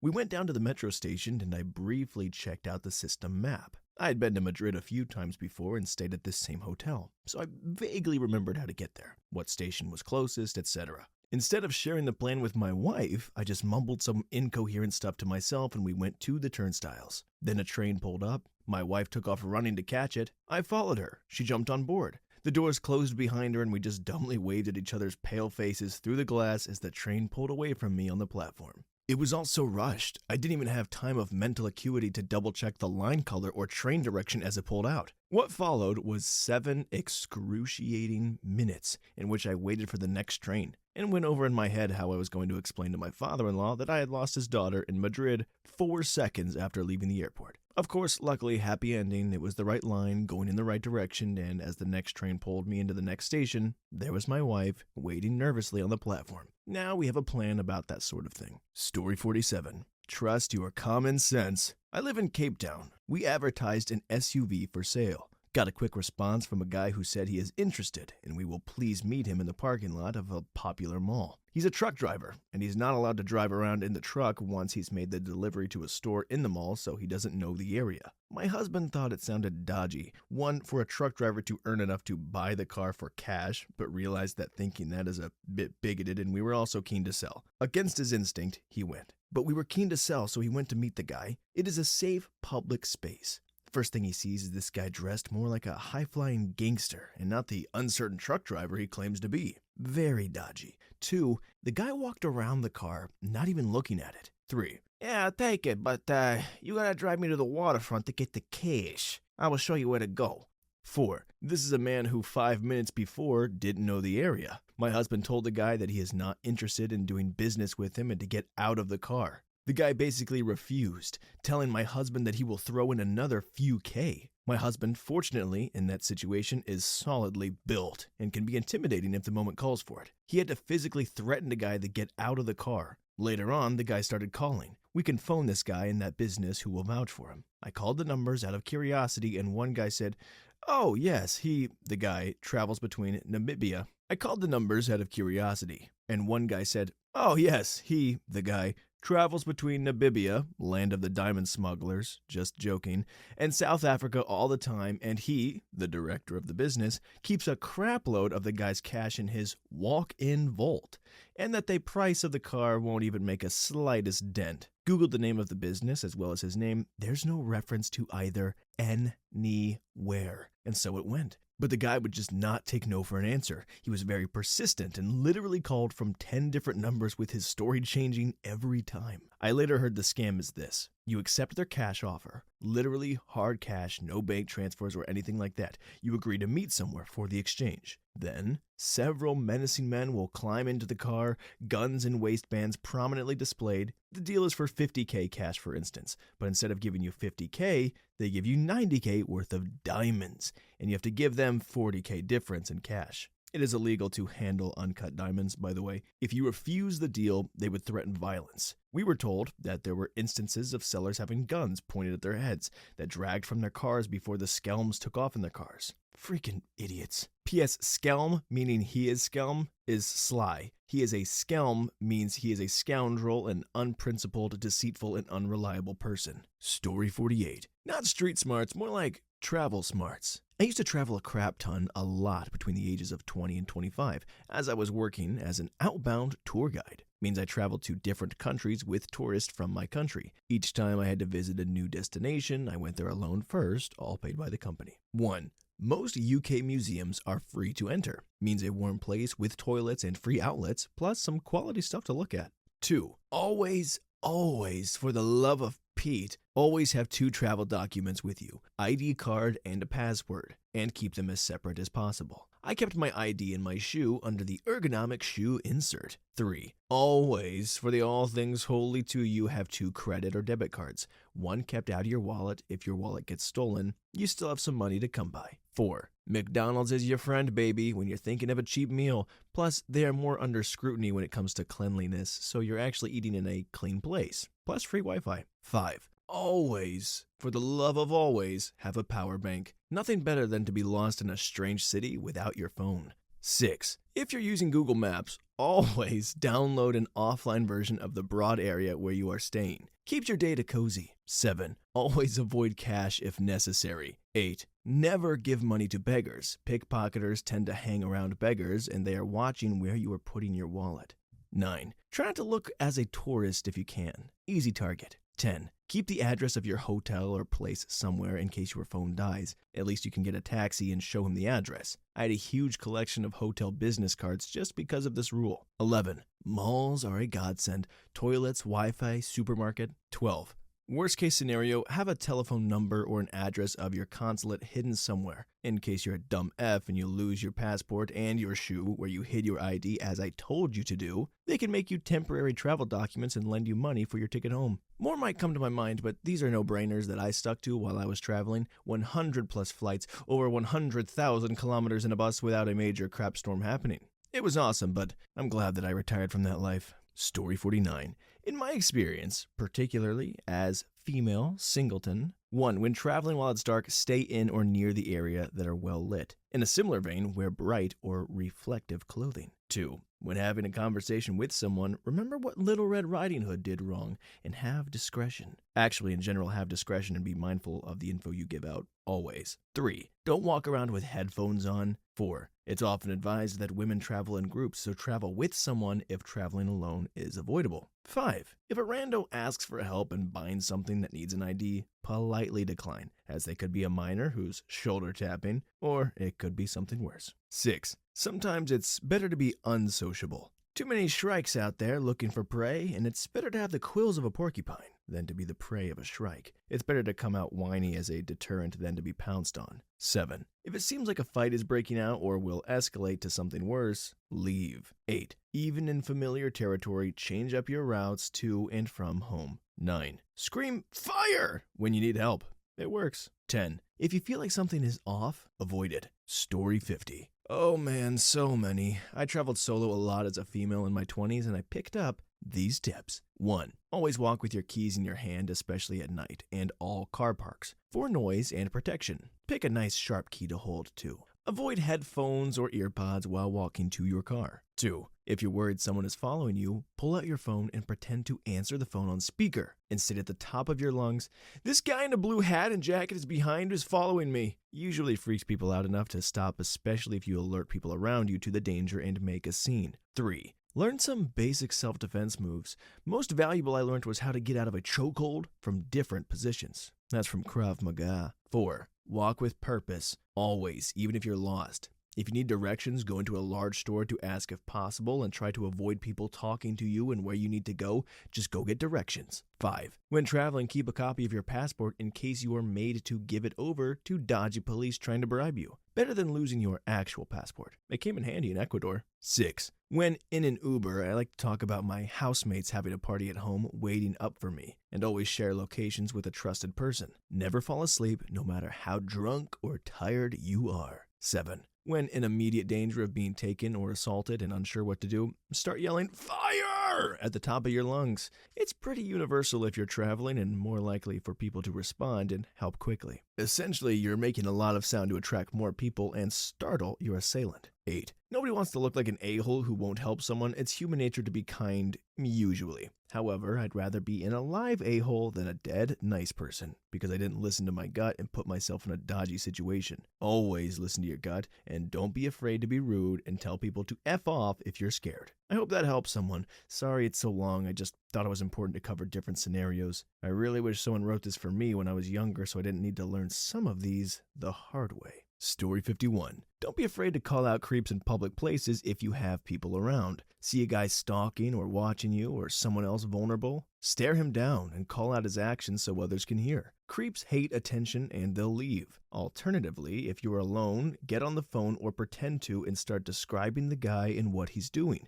where you are, and what you have on yourself to defend yourself. Make something up if you have to. The goal is to deter. It happened when I noticed this guy staring at a girl across from me on the train. I observed the situation with my boyfriend for a second to make sure I was sure. Passed her a note letting her know the situation, and I stared him down. Luckily, I didn't have to call him out myself. The creep did that by himself by raising his voice and saying, "I hope you're happy. You freaking ruined it." After the girl called someone and said what was happening and got off at that stop, we took her to the nearest big station and waited for her dad to come and pick her up. Story 52. If someone asks for money out on the streets but they have a long-winded story as far as to why they need money, chances are they're full of crap. I'm basing this on a couple of encounters I've had, so if I'm wrong, oh well, but that's how it played out for me. Years ago, I was at a gas station getting gas. Guy comes up to me out of nowhere. "Hey man, I'm sorry to bother you. I'm not your neighborhood bum. I got a call that my dad had a heart attack, and he lives out in Bakersfield. That's 3 hours from here, and I'm just trying to collect enough money for a bus ticket so I can go out and see him.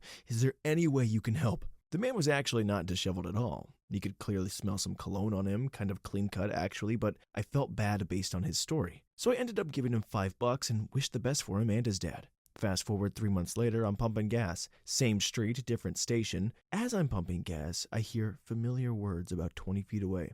"I'm sorry, I'm not your local neighborhood bum, I got a call that my dad had a heart attack." It was the same freaking guy with the same freaking story. His dad's heart probably sucks, huh? I eventually let him get to me to tell me his whole story. When I confronted him about how he told me the same exact story a couple months earlier, he just lowered his eyes, apologized, and quickly walked away. Since then, any overcomplicated long story about why someone needs money sounds like bullcrap to me. Story 53. Move with purpose. Always move like you know where you're going, move like you know what you're doing. Don't swivel your head around like you're lost, and don't look guilty like you aren't supposed to be there. Being safe on the streets is a game of confidence, and if you look like you're supposed to be there, dangerous eyes will glide right over you and look for someone who looks lost, weak, or out of place. A more advanced technique, train your resting face to look determined and mean. Keep your lips tight, brows furrowed, eyes narrowed, and looking straight forward and straight through whatever you're looking at.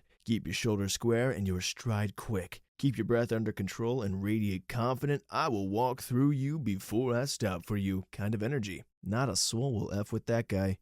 I think he's describing the confidence of a runway model. Strut, strut, strut, and pose. Stay safe. Story 54. As a bigger guy, being street smart living in a city was always about knowing when your size is an advantage, and knowing when your size is a disadvantage. Walking home alone at night after working the closing shift with $500 in your pocket? Advantage. Taking your wife out to a bar you didn't know was frequented by military who drink and then look to pick a fight with the biggest non-military guy there?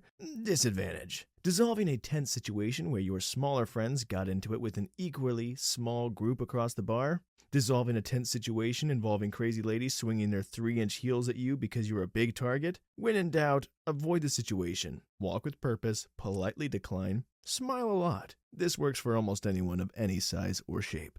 Story 55. Stick to the main roads and well-lit areas. Walk close to shop windows and camera spots, as that stops people following into camera view. Put your headphones in so you can ignore people, but do not put music on when walking around alone, as you need to hear anyone approaching behind. I used to be stingy with money and always walk everywhere until I got mugged and hospitalized. I'm okay, but mentally I was shook for a while, and from then, I always just fork it out for a taxi. A few dollars isn't worth a knife wound. Always get to the tube station with time to spare. Nothing worse than missing the last train and having to walk it. If possible, always go with a friend. Should you ever find yourself needing to defend yourself, do some research on self-defense. I was always told to punch the throat, as that triggers a fear of death response because they can't breathe. Then they just run as fast as they can. Only fight if really need to. You never know if they have a knife. Story 56. My dad said to me, in reference to people crossing the street and walking in front of his truck, "Right or wrong, you're dead."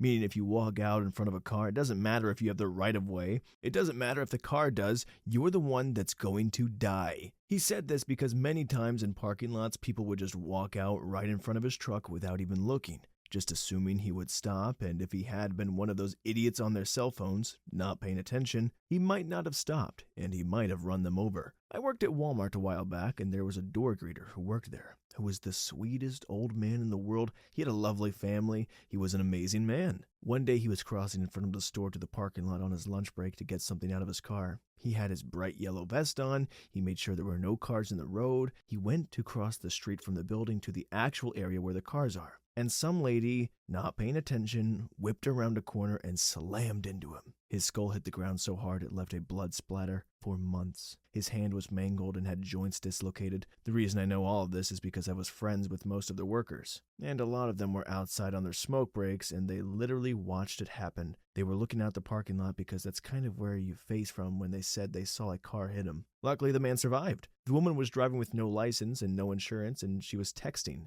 The old man was in the hospital for about 7 months in critical care. He had to have his head sewn back up together, his skull fixed because it was cracked. His skull had to have several joints in his hand relocated. He had to have major surgery on his hand to reconstruct it. But in the end, he was fine. He didn't have any severe brain damage or anything. That spot on the road where his skull hit it sat there with a big blood splatter for months until they redid the road. Point is, be very careful, because at any moment a car could pull around the corner and slam ya. Also, this was during the day, and I stated he was wearing a bright yellow vest. Story 57. I've been through a good bit of security-related training, and now I train others. There are a few pieces of specific advice I give to my kids. If you are in life-threatening situations, stay off your effing phone. Pay attention to what's going on around you. Do not effing think about getting photos or video. If you are hiding, silence your ringer. Know where your exits are. In virtually every room you enter, take note of the obstacles, human and non-human, between you and said exits. If you are being shot at, the best thing you can do is put distance between you and the shooter. Do not run in a straight line, however. Move diagonally in more than one direction. Don't be a soft target. Don't be obviously vulnerable. If you look or act like an easy mark, then you'll get picked out or picked on. Lock your doors, secure your stuff. Fortune favors the prepared. Story 58. Not in the same vein as a lot of these others, but both pieces of advices have served me well and many times over the years, and they are somewhat related. 1. If someone says a deal is only good for today, walk away. If it's legit, the price will stay. If not, they are trying to pressure you because it's not a good deal and they don't want you to have time to realize it. 2. No one cares about your money unless they are trying to make it their money. Don't take advice or invest in something or sign up for something that sounds like a sure thing. If it were a sure thing, there are billionaires out there that would have already taken it. The only reason someone is coming to you with this opportunity is that they need your money to become their money. Knowing that you are not paying for the service, a mutual fund advisor, etc., is trying to just help you. Story 59. If someone knocks on the door and when you open, the situation requires you to go back inside your home to look for something or whatever, don't leave the door ajar out of politeness. It may seem rude to shut the door while they wait, but a simple "excuse me" will suffice. You don't want to turn your back on the person and walk inside only to find out they're in there with you and checked out your whole house in the process. Who else is home, possible exits, etc. My mom was home alone once in our flat, and some Polish guy speaking broken English knocked on the door and demanded she show him an electric bill. She said he was dressed in overalls and looked like a worker from the company. Mind you, she was new to the country and didn't speak English very well. Anyway, she left the door slightly ajar so as to not be rude, walked all the way to the back of the flat, pulled out a chair and climbed on top of it to look for the bills that we kept on top of the fridge. And as she was standing there, she saw him out of the corner of her eye standing behind her in the kitchen and peering into the other rooms. She screamed and ran out of the flat, and from the hallway she shouted at him to get out, get out. He did, but it could have ended very badly for her. Story 60. Keep the credit cards that companies try to get you to sign up for or whatever. Keep it in a burner wallet with maybe 11 single dollars and fake pics of people. If someone tries to mug you, give them that wallet. And I always kept a burner cell phone as well. No minutes on it, but charged and no lock screen. I conceal carry these days, so not as paranoid as I used to be, but still always alert of my surroundings. Easy crap like park in well-lit areas closer to the front at night, don't get distracted by your cell phone, walking to and from your car. Keep a 5 to 10 gallon gas tank in your trunk on long rides. That way, if you have to pull over at a gas station in a city, you're not from it, and it seems sketchy, you can hop back on the highway and fill up at least enough to get to a more lit and secure area to fill up. Be careful swiping on Tinder in a big city you are not from. Catfish and people who are trying to lure you to them to possibly rob you is a real thing. Make sure to always double check your Uber or Lyft matches in the description. Plenty more, and I'm sure by now that everything I said has been said, but that's a few of the ones I live by. Also, if you haven't already, go purchase a handgun like a small 9 or 22 and keep secure and locked when not in use, as well as train as much as possible with it. Be safe out there, everybody. You know, as nice as the duplicate wallet plan is, it's just, I don't know, I feel like it's more inconvenient for me than losing whatever cash I have in the wallet. I'm going to carry around 2 wallets? I only got so many pockets, guys. I'm not saying the advice isn't good. I'm just saying for me specifically and how lazy I am, I can't do it. Story 61. 1. If it sounds too good to be true, it's probably a scam. Before you hand your hard-earned money over, do some research. Learned that by watching American Greed. 2. If someone's at a table or booth and is trying to sell you something but time is limited, walk away quick. It's probably junk that will break after a few uses. If that booth isn't going to be there next week and the week after, you have no chance of returning to it if it all falls apart. 3. This is more so for women, but stop worrying about appearing rude or mean. If something or someone doesn't feel right, leave immediately. If someone is making you feel uncomfortable, don't play nice. Just trust your gut. 4. Count to 2 when the traffic light turns from red to green. You never know when someone is trying to beat the light. 5. Put your dang phone down and pay attention. I once saw a woman on her phone walk right into the street when the light turned green. A car honked at her and she jumped back. She was lucky. Story 62. If you are driving and see large wildlife crossing the road in front of you, it is usually best to brake. How hard depends on the distance and conditions, and move to the center of the road. You then have the option of swerving left or right at the last moment to adjust for unpredictable movements of the animal. Note, all wildlife roadway incidents are different. Sometimes it makes sense to change lanes and gun it. Other times it is better to avoid the animal and go in the ditch. There are too many factors to have a one-rule approach. What I am suggesting is that whenever possible, give yourself as many options as possible to avoid a potential wildlife collision. P.S. Keep in mind that when you see an animal cross safely in front of you, maintain caution as animals like deer often move in herds. Herd animals will often watch a brave soul attempt a move across the road and decide that it's safe. If the first deer makes it across, the secondary deer usually crosses faster than the first one. Keep decreasing speed after the first animal crosses. Story 63. Avoid that drunk, stumbling guy. Avoid all people who look like they might be under the influence. Other advice in this thread says to keep your head low and avoid everyone, but I feel this needs its own shout out. Once I was just minding my business, walking back from the store, and I saw this character. Could barely stay upright, wobbling in my direction. As he got closer, I noticed the dude was crying. Okay, that's strange, I thought. So he started telling me about his wife and his kids, the usual. After about 5 minutes of trying to get out of the conversation, I was sort of scoping the area, thinking of an excuse, when he swung his 40-ounce beer bottle at my head. It missed me by inches, and I just pushed him over, and I ran off. I wish I could say I did some Spider-Man dodge move there, but he took me completely by surprise and just kind of missed. I never expected that, and still don't know to this day what his motivation was. I'm picturing like in the Matrix, but instead of dodging all the bullets, they just shoot around him regardless. God bless a drunk man's hand-eye coordination. Story 64. Don't let the fear of being rude stop you from being safe. Don't stop and talk to that man asking for directions. Chances are, he is the distraction. Don't let some random person use your phone or bike, etc., even for a second. Profile people all the time when you are alone. But also, don't drive that lost young girl home. Always have an exit strategy. Play a game of what if with yourself. What if someone, a guy, comes up and grabs me by the arm? How do I get away? What do I do once I'm out of the immediate situation? Keep your head on a swivel. Notice everyone and everything. Learn to read people and situations. Make eye contact with that guy staring at you. Let him know that you know he's there and what he looks like. For frickin' sakes, man, keep your face out of your phone. If you need help, call out on specific people. You there, in the yellow jacket, call 911. People in crowds tend to think other people will help, and they never do it themselves. Story 65. Don't bump uglies without protection, period. Not for a little, not as foreplay, a nothing, zip, a nada. Put it on from the beginning and get tested often. People are gross, be selective. Always carry a small item to defend yourself. Know the limitations of any choice you pick. Always have a little side hustle where you create additional income.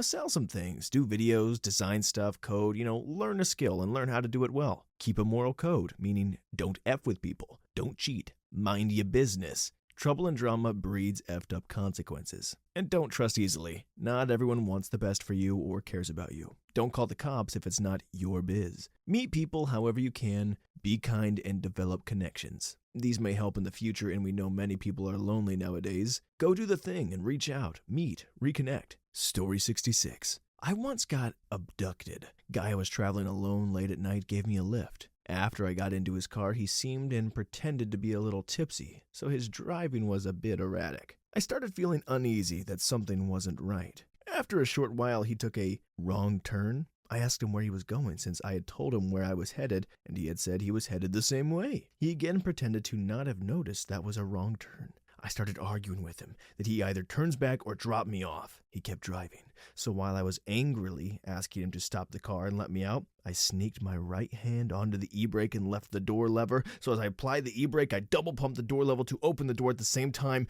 since I had noticed before that the doors were locked, and then I got out. I had little time to react, and luckily the car wasn't going that fast, so I got away quickly. He tried to back up, I think, but I never ran so fast in my life. But I survived. Key takeaway, it might be a dire situation, but as much as you can, calmly seek a way out. I wasn't smart at all in any of this, but I survived. Story 67. This is for specifically buying and selling stuff on the internet, on Marketplace, OfferUp, or Craigslist. 1. Never ever meet at someone's house, no matter what the item is, unless you can verify it's a safe place to meet. OfferUp has a rating system that is actually very helpful. 2. I always try to meet at gas stations to buy and sell anything. Gas stations are typically well lit. Almost always have someone there, a worker or other person getting gas, have plenty of security cameras and many exits. Sometimes meeting at your typical mall or grocery store isn't smart because you can get easily lost in a crowd, and you more than likely have a gas station within 5 minutes from you. 3. If you're going to buy something, leave your money in your car with it locked. You can go to the other person's car and check out the item, and if you want to buy the said item, you can take the quick walk back to your car and get the item. 4. Generally, apps like PayPal, Venmo, QuickPay are very smart in today's system, but only if you have the item physically in front of you. If you're going to with cash, make sure that you have exactly the right amount and nothing more. Story 68. Own a safe and reliable car and know how to drive it. A car is your way out of a bad situation, and pedestrians are vulnerable at night and day. Of course, being in a car in the wrong country may make you more visible to police and criminals. Locking your doors is critical, but so is locking in all your mirrors before and during starting your car. Probably the most important topic is to read up on avoid being kidnapped. Women are probably more versed in this than men, but men should take it very seriously as well. Don't get into cars you haven't vetted. Don't let someone shove you into a vehicle. Fight. Avoid being abducted. It's advised by the law enforcement who say to comply with all mugger requests except getting into a vehicle. When on the street, avoid people coming to you with requests and stories. I see far too many people engaging in conversations with people running a con. If you want to donate to someone, the most deserving panhandlers are often the ones who are standing in one place. I've lived downtown in a major American city, not the really hardcore ones though, but hard enough, and I don't let people get within half a block of me. They cross the street ahead of me a half block, I'll cross away from them. I'm not giving any vibe that anyone is going to come up to me in person, especially in the dark. It's just not happening. Panhandlers don't do that at night. I don't want to hear some begging story that turns into a mugging. There are far too many people willing to fall for a sob story and then end up refusing to hand over everything and end up injured or worse. All you are doing is letting that person have time reading you. I'm not saying all desperate street people are like this, most aren't, but if you're going to give money out, just do it. Have it out of your wallet in person, just give it and let it go. If you are in a place being held up or strong-arm shoplifted, don't get a closer look at the action or involved with security. I have seen people, even mouthy women, do this and it boggles my mind. Are you trying to get shot by a desperate criminal? I had 2 guys in a parking lot ask me only 2 summers ago if I wanted to do work with my truck. They started speaking Spanish to me, which I don't speak, though maybe I look the part. But I am older now, so I was a bit surprised. Needless to say, I very politely declined and said I had a job and have a nice day. Probably the best advice is never take a monetary favor from someone you don't know for a task or some kind. You just entered into obligation territory to a criminal gang that can find out where you live or where your loved ones live. A friend of mine once told me if you want to get rid of someone, lend them money. If you really want to be street smart, move to Canada. Some nations in Europe, New Zealand, Japan, somewhere relatively safe and have money. You can be very street smart but still fall to statistics. Though it's far more unlikely if you know and research your geographical areas well. Having guaranteed universal health care is probably even more street smart than having money. Living in a nation that isn't run by insane people is another important one. Fact is, making money is probably the most street smart thing there is because money in smart hands equals safer areas, safer cars, safer hotels and homes. It's real hard to be savvy at anything when you were dirt broke. So that's the catch-22 about being street smart. Of course, where you store your money really matters as well. Banks seem to be the smartest location. Story 69. This seems fairly obvious, but haven't seen it posted yet. If you feel unsafe or threatened, find witnesses.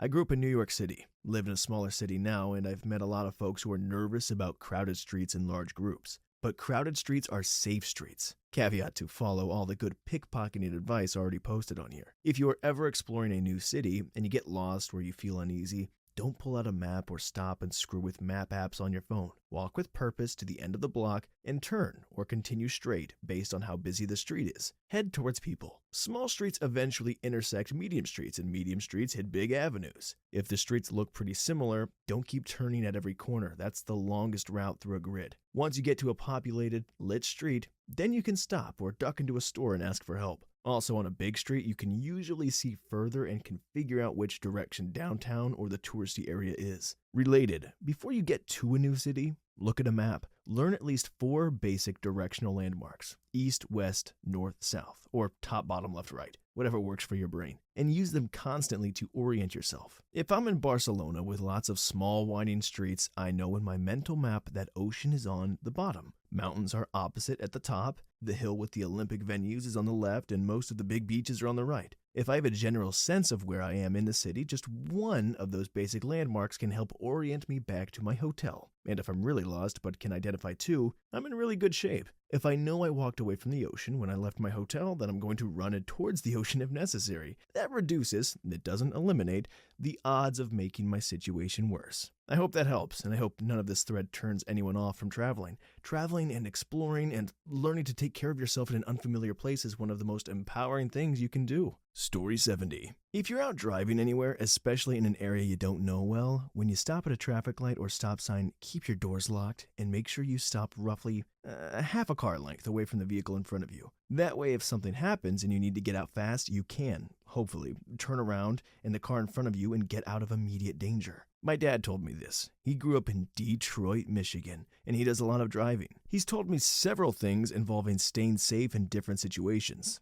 Another few that stay with me. Always check your backseat before driving. Never know who or what could have gotten in there during the time you've been gone. If you see a zip tie or some other strange thing hooked to your vehicle, either on the door handle or wiper blade, etc., get out ASAP before removing it. It's likely a distraction tactic for someone to harm you or do something else while your guard is down. If someone is holding you at either gun or knife point, telling you where to drive, one of your best chances is to make sure you are buckled. Double points if the attacker isn't. And drive, gain speed, or hit a tree or something that will not move head on. You might still get hurt, but not nearly as bad, presumably, as the attacker who might not have their seatbelt on and will go through the windshield most likely. This last one is a last resort. If you think there's a chance you can't de-escalate the situation or get out without a life being taken, this is an option. Yeah, I think driving head onto a tree is probably going to be my last Hail Mary. Story 71. Walk fast, look upset, and don't stop to talk to people. Don't smile, don't engage with anybody. This is especially true in areas where you're likely to get mugged, but it's also helpful in situations where you're being catcalled and somebody's trying to get you to sign something or buy something or give them money or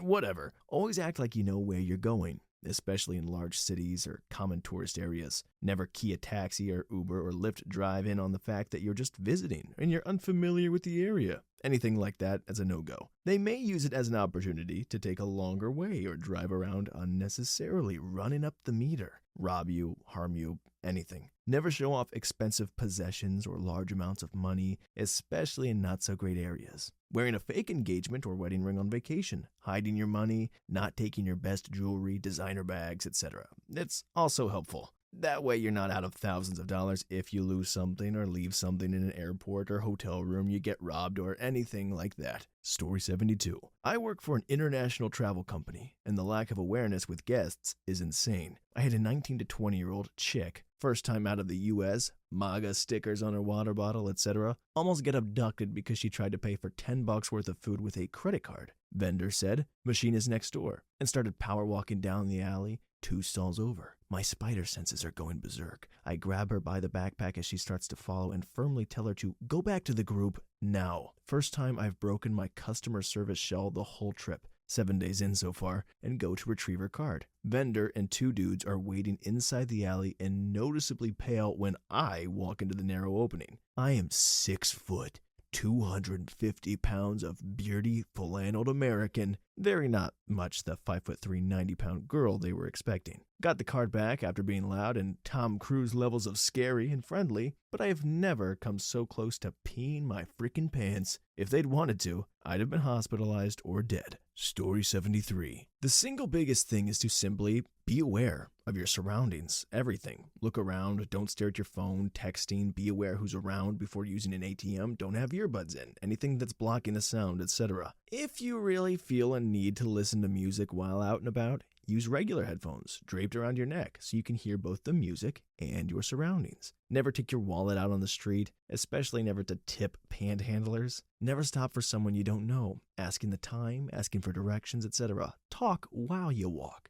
Don't walk with hands in your pockets. If you're cold, you should wear gloves. If dining outside, don't leave your phone or bag sitting on the table. Leave it in your shirt or pants pocket. Not jacket you take off, of course. Or leave your bag in your lap. Use your napkin to keep it clean. If something feels off to you, even if you can't put your finger on it, move away. Always trust your instincts. This shouldn't need to be said, but don't walk in poorly lit areas. Story 74. Some street smarts that women should know. Cars and parking lots. Don't go on your phone in parking lots. Check your surroundings and make it clear that you are aware of them. Look in your back seat before you get in your car. If you are parked beside a van, get in through your passenger door. They could be waiting there to grab you by surprise. Lock your doors the second you get in your car. If a person is hiding in your car and holds a gun to your head and tells you to drive to a specific location because of an accident, drive into a pole on the passenger side. If they don't have a seatbelt on, they're in a lot more danger than you, and if you don't hit the pole hard enough to hurt them, they won't hang around for very long while attention is being drawn. If you get pulled over by a police car at night on a quieter road, call 911 and make sure the car that pulled you over is actually a police officer and not someone pretending to be. They should give you permission to drive away if it isn't. Keep an eye out for cars without license plates and tinted windows on the highway. They target women and drive them off the road and take their bodies from the accident.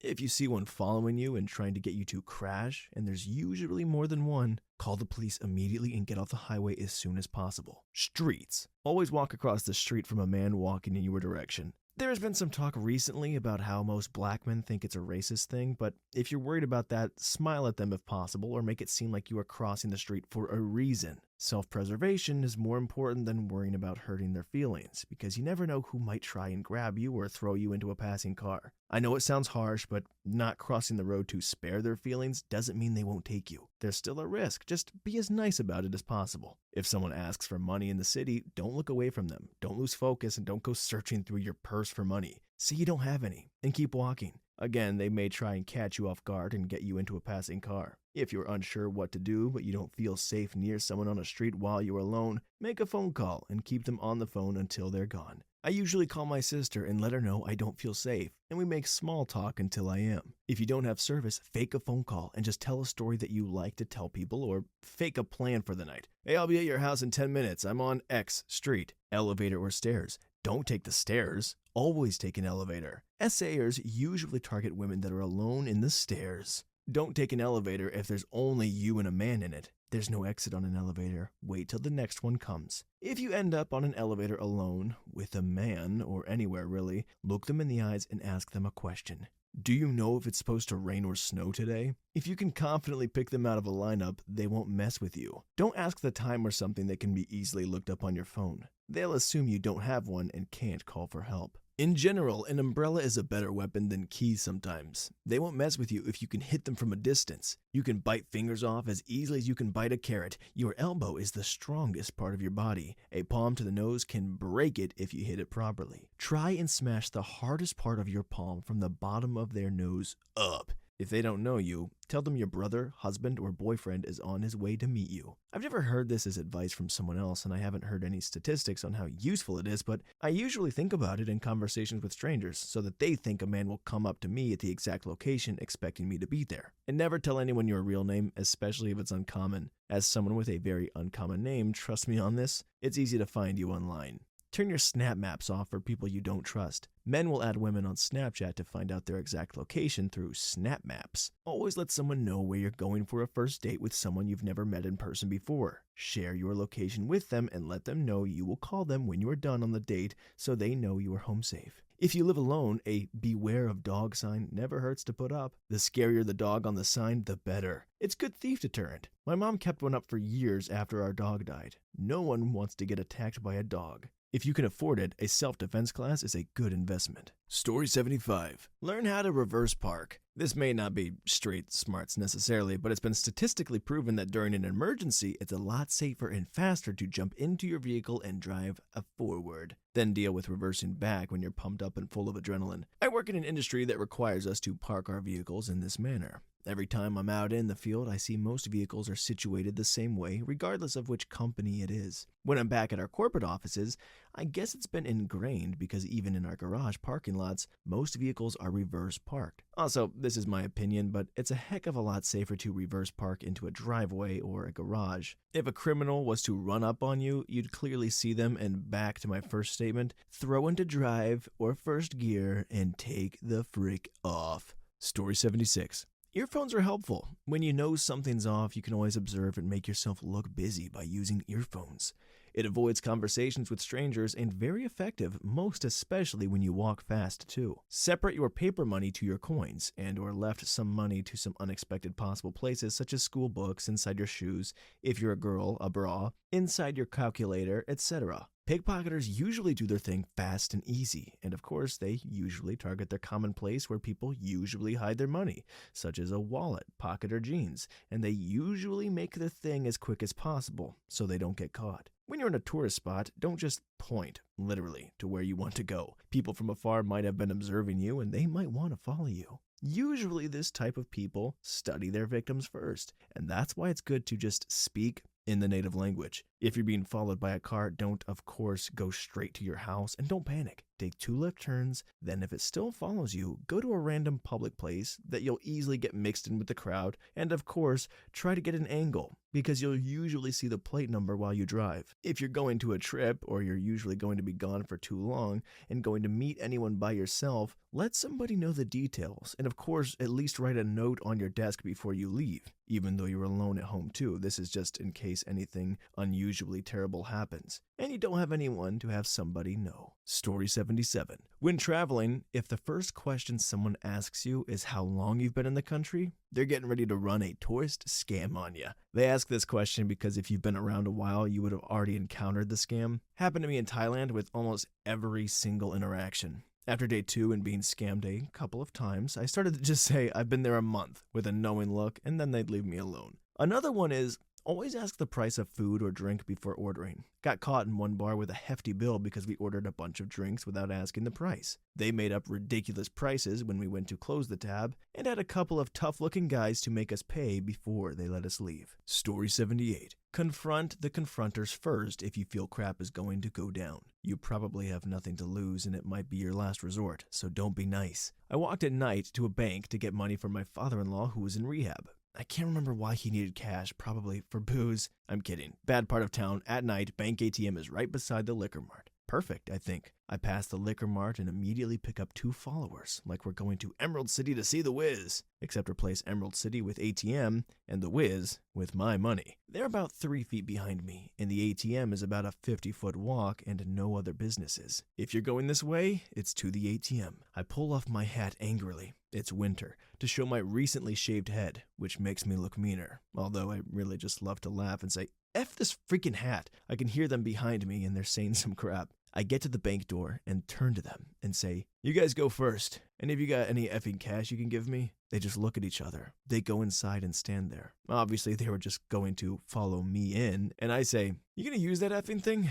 I need some cash, bad. Then I realized, like, I sound like I'm robbing them, and I actually laughed out loud out of nervousness at the thought that I'm now robbing these two idiots and I'll be arrested and have to explain this to my wife. So I said, F it. And those guys just stood there, and I went back to rehab without the cash, but with an anecdote I'll never forget. Story 79. Learning body language is massively important. It's important in business, it's important in relationships, it's important when meeting new people, and it's important when you're alone in public. Learning different body cues can save you money, save your relationship, and save your life. This goes beyond seeing other people's body language into knowing your own, being able to manipulate how you want to be seen by other people. Even if you see somebody you know out in the wild, keep that same body language. Something that's been parroted here a lot is situational and spatial awareness. Keep an eye out for every avenue of escape, be aware of the people around you. And this last one is important. More important than anything else, statistics do not matter. Always assume every time you leave your house that something can happen. That 1 in 5 still leaves room for you to be the one. There's always a chance bad crap will happen. The world doesn't give a singular F about what you think should or shouldn't happen. It does, it can, and for some, it will. This applies to every single situation you think might happen, from a car crash to a mugging to a kidnapping to SA or murder to being drugged or getting $15 stolen from you by a stranger. Your feelings on the matter are yours. They are valid, but they are not a factor in your safety, and ignoring that simple fact that can and will get you hurt or killed. I realize that last paragraph is a bit scathing and more than a little pessimistic, but please understand where I'm coming from. I'm not victim blaming. I place the blame at the feet of the perpetrator or whatever crime was committed. But it doesn't hurt to take the steps necessary for you to ensure your own continued existence. Also, ladies, throat punches do more to slow down your attacker than a nut punch. If they can't breathe, they can't chase. Always aim for the throat. Story 80. If it sounds too good to be true, it probably is, and you shouldn't engage or buy it. Case in point, girlfriend at the time, 2009, was looking at some part-time work and ran across a Craigslist ad to be a U.S. secretary and partial business owner to an art dealer in Europe. The summarized description was that they would send her money and she would buy art online and have it shipped to them in Europe. They would send her about $500 more than what the art would cost, and she would keep the difference. Apparently, if they bought the art, it would cost significantly more because of taxes. And so it was worth it to them to develop a relationship with someone in the States to continue to do business with. They sent her official-looking documents and even talked to her on the phone multiple times. She told me later that it sounded too good to be true, but everything was checking out from what she could tell. They sent her a check, and she cashed it to the local bank. She waited almost 3 weeks before buying the paintings because she wanted to make sure it went through. She assumed that if the money was in her account that long, it must be good. And while she waited, the Europe dudes kept harassing her to buy the paintings or they would lose money and she would be breaking the contract.